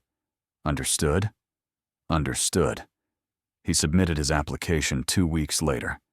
50 pages. Detailed market analysis, financial projections, letters from construction firms willing to work with him, client testimonials from previous projects. It was good. Really good. The kind of work that showed someone had invested genuine time and thought. Natalie funded it. $50,000 in startup capital, 6 months of mentorship from a business consultant, and one additional condition: mandatory weekly dinners with Lily, rebuilding a relationship that had been destroyed by his absence. Lily was skeptical at first, angry, hurt. Why is he coming back now? Because we have money? Because he's living in his car, and it made him realize what he'd put us through. He wants to fix things. What if he leaves again? Then we'll deal with it. But Lily, everyone deserves a second chance if they're willing to work for it. Your dad is willing to work. We should at least see if he means it. The first dinner was awkward. The second was tense. By the fifth, Lily started asking him questions about construction, about his business, about what it was like living in a car. By dinner 10, she was showing him her drawings, telling him about school, cautiously rebuilding connection. Marcus's business launched in January. He worked harder than Natalie had ever seen him work, driven by something beyond profit. Redemption, maybe, or the desperate need to prove he wasn't the person who'd walked away from his family. 6 months in, he was profitable. 9 months in, he'd helped 3 affordable housing projects save a combined $400,000 in construction costs. A year after their awkward meeting in the Hartwell lobby, he took Natalie to coffee. "I don't deserve your forgiveness," he said without preamble. "I don't deserve the chance you gave me. But I want you to know, I'm not going to waste it. I'm going to be the father Lily deserves, and the business owner you believed I could be." "I know," Natalie said simply, "because if you weren't, I would have pulled funding months ago." He laughed, surprised. "So you've gotten harder." "I've gotten wiser. There's a difference. Eleanor would be proud of you, what you've built, how you're helping people. I hope so. I'm trying to honor what she taught me." Year 4 brought the moment Natalie had been both anticipating and dreading. Lily asked to tour the secret office. She was 13 now, old enough to understand the full story, old enough to appreciate what Eleanor had created. They descended the stairs together, Natalie carrying a flashlight, even though she'd had electricity run to the office years ago. Some traditions felt worth maintaining. Lily gasped when the office revealed itself. "It looks like a time capsule." "It is, sort of. Eleanor preserved everything exactly as it was in the 1960s. They explored together, Lily reading through files, studying photographs, examining the massive safe that had held the ledger revealing their inheritance. "Mama, can I ask you something?" "Always." "If you hadn't found this office, what would have happened to us?" Natalie thought about that. "We would have been evicted. We would have lived in the car for a while. Eventually, I would have found something. We would have survived.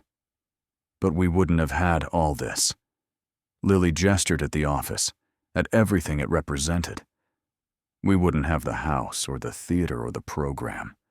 No, we wouldn't."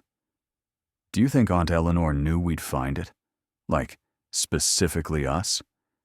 "I think she created a test that would only work for someone desperate enough to explore thoroughly and smart enough to solve the puzzle. We were desperate. We explored. We solved it." Lily sat in Eleanor's chair, unspinning it slowly. "I want to do something like this someday. Create a test for someone. Give them a chance to prove themselves." Natalie's chest tightened with pride. "You'll have that opportunity. The trust isn't going anywhere. It'll be yours eventually.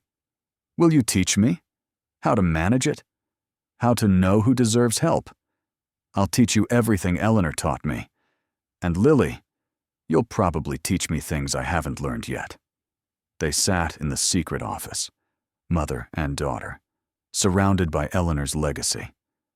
Outside, the Hartwell Theater hosted another performance, Mozart Tonight, the symphony orchestra filling the space with beauty. "Mama?" Lily's voice was soft. "Do you miss being poor? The question caught Natalie off guard. That's an odd question. I just mean, everything's easy now. We don't have to worry about anything. Is that better?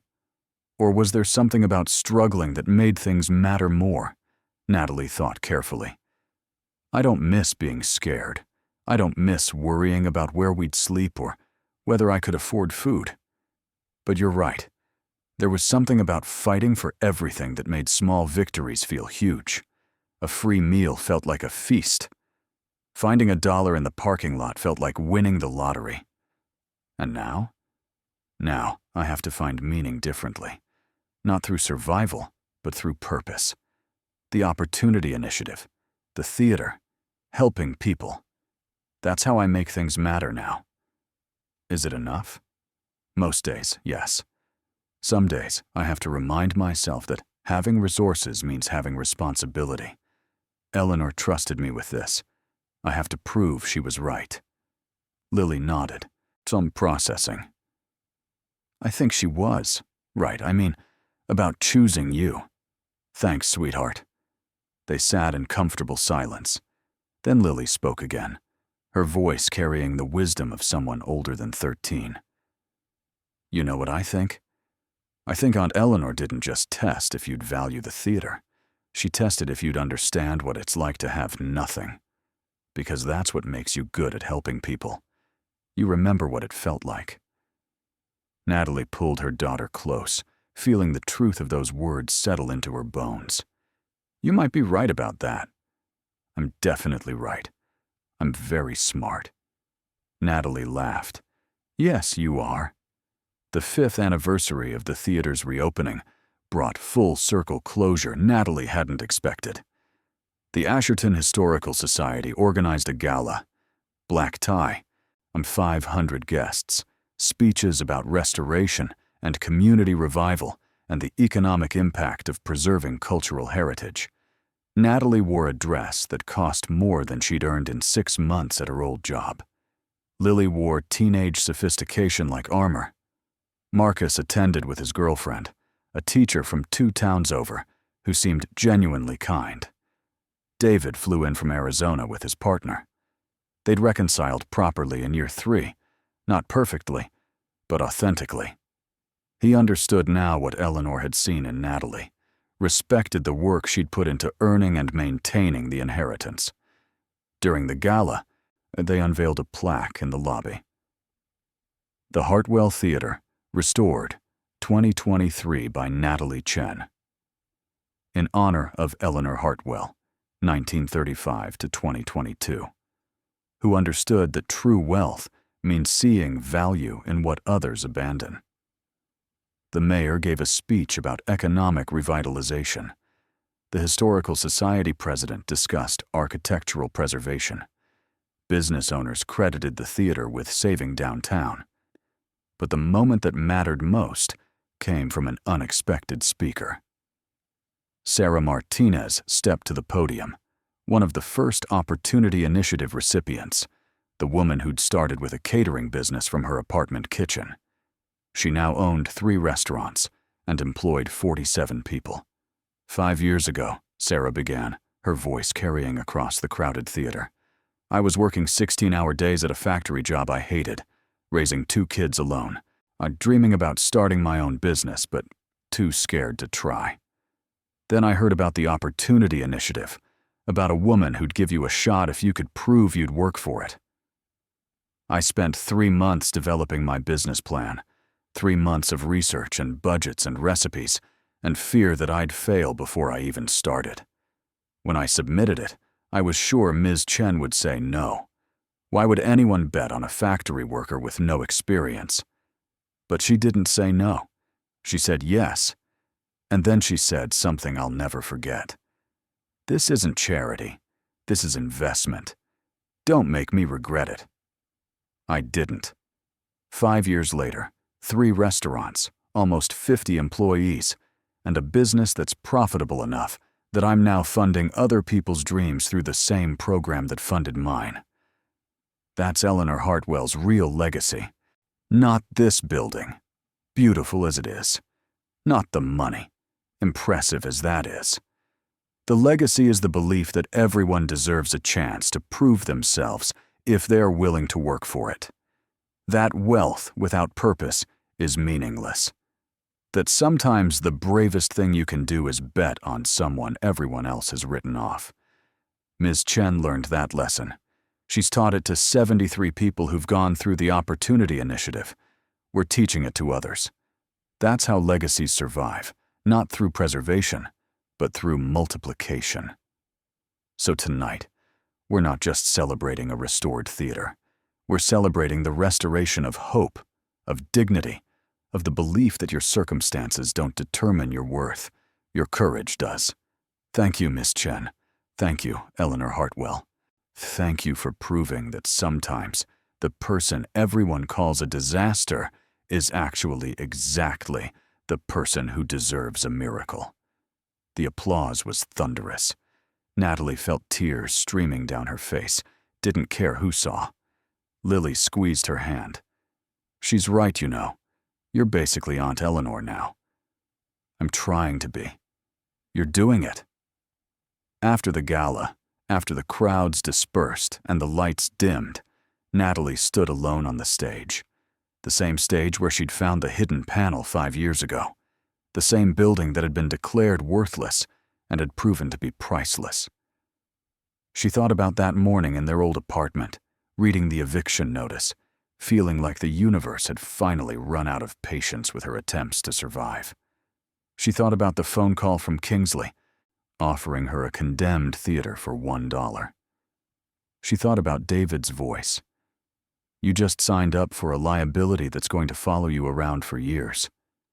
She thought about Lily asking if they could see it, about taking that drive to Asherton expecting disaster and finding possibility.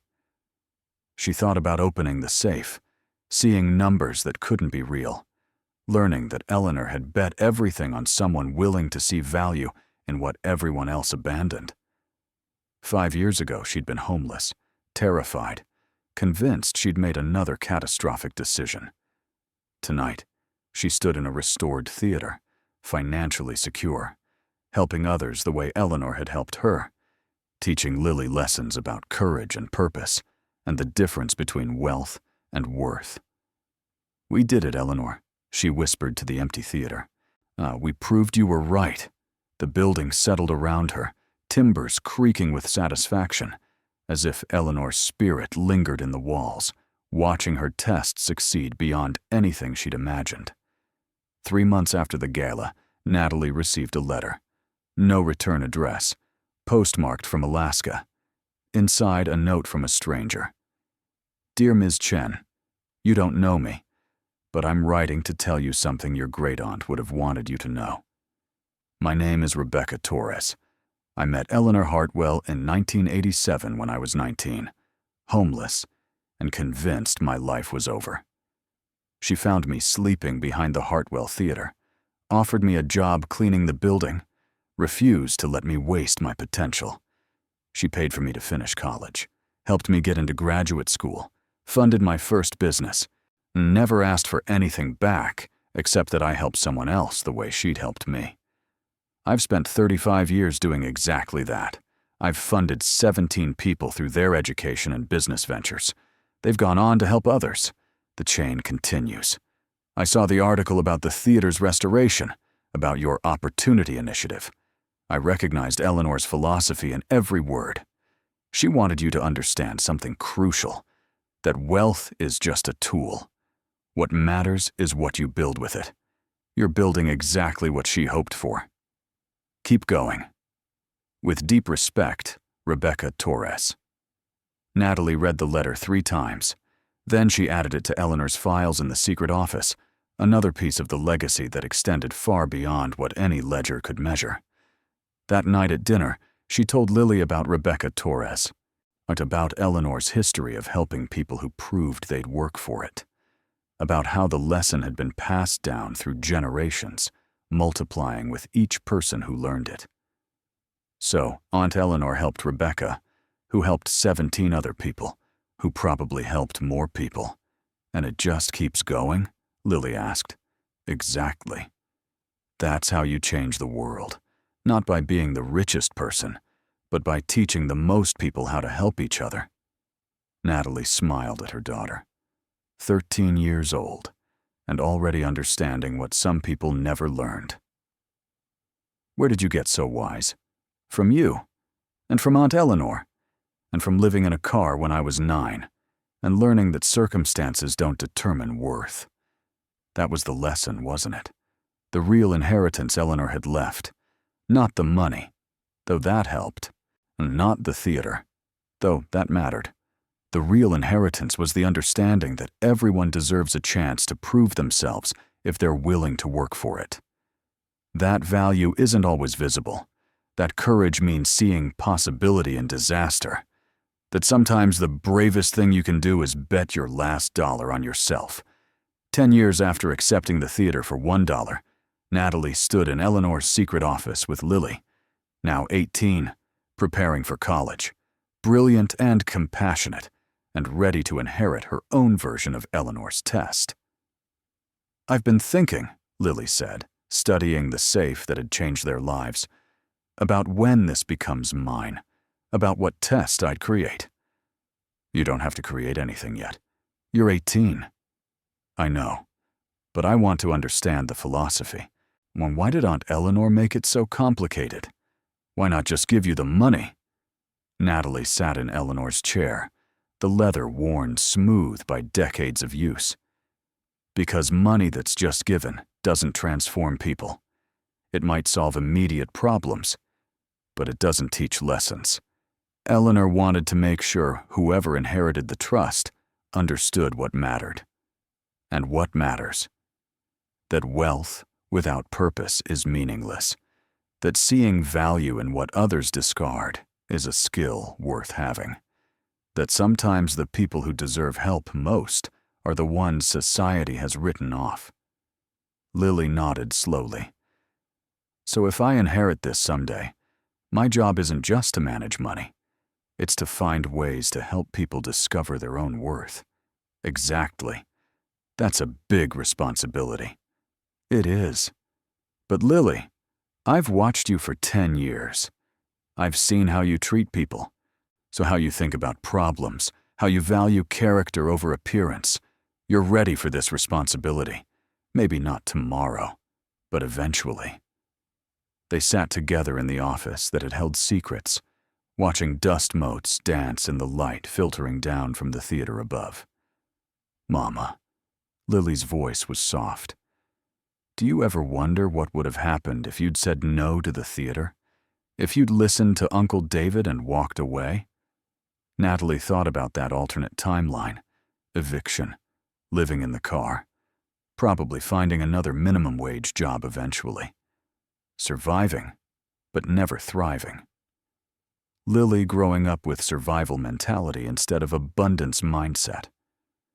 "We would have been okay eventually, but we wouldn't have had this. The ability to help others, the security to take risks, the understanding that our circumstances don't define us. So you're glad you said yes, even knowing how scared you were?" "Especially knowing how scared I was. The fear meant it mattered. Saying yes anyway meant I believed in myself enough to try." Lily smiled. "That's what I'll remember. When it's my turn to create a test, or help someone, or make a hard decision, fear means it matters. Doing it anyway means you're brave." That's Eleanor's real legacy right there. They climbed back up to the theater. A matinee was ending. Local high school production of Our Town.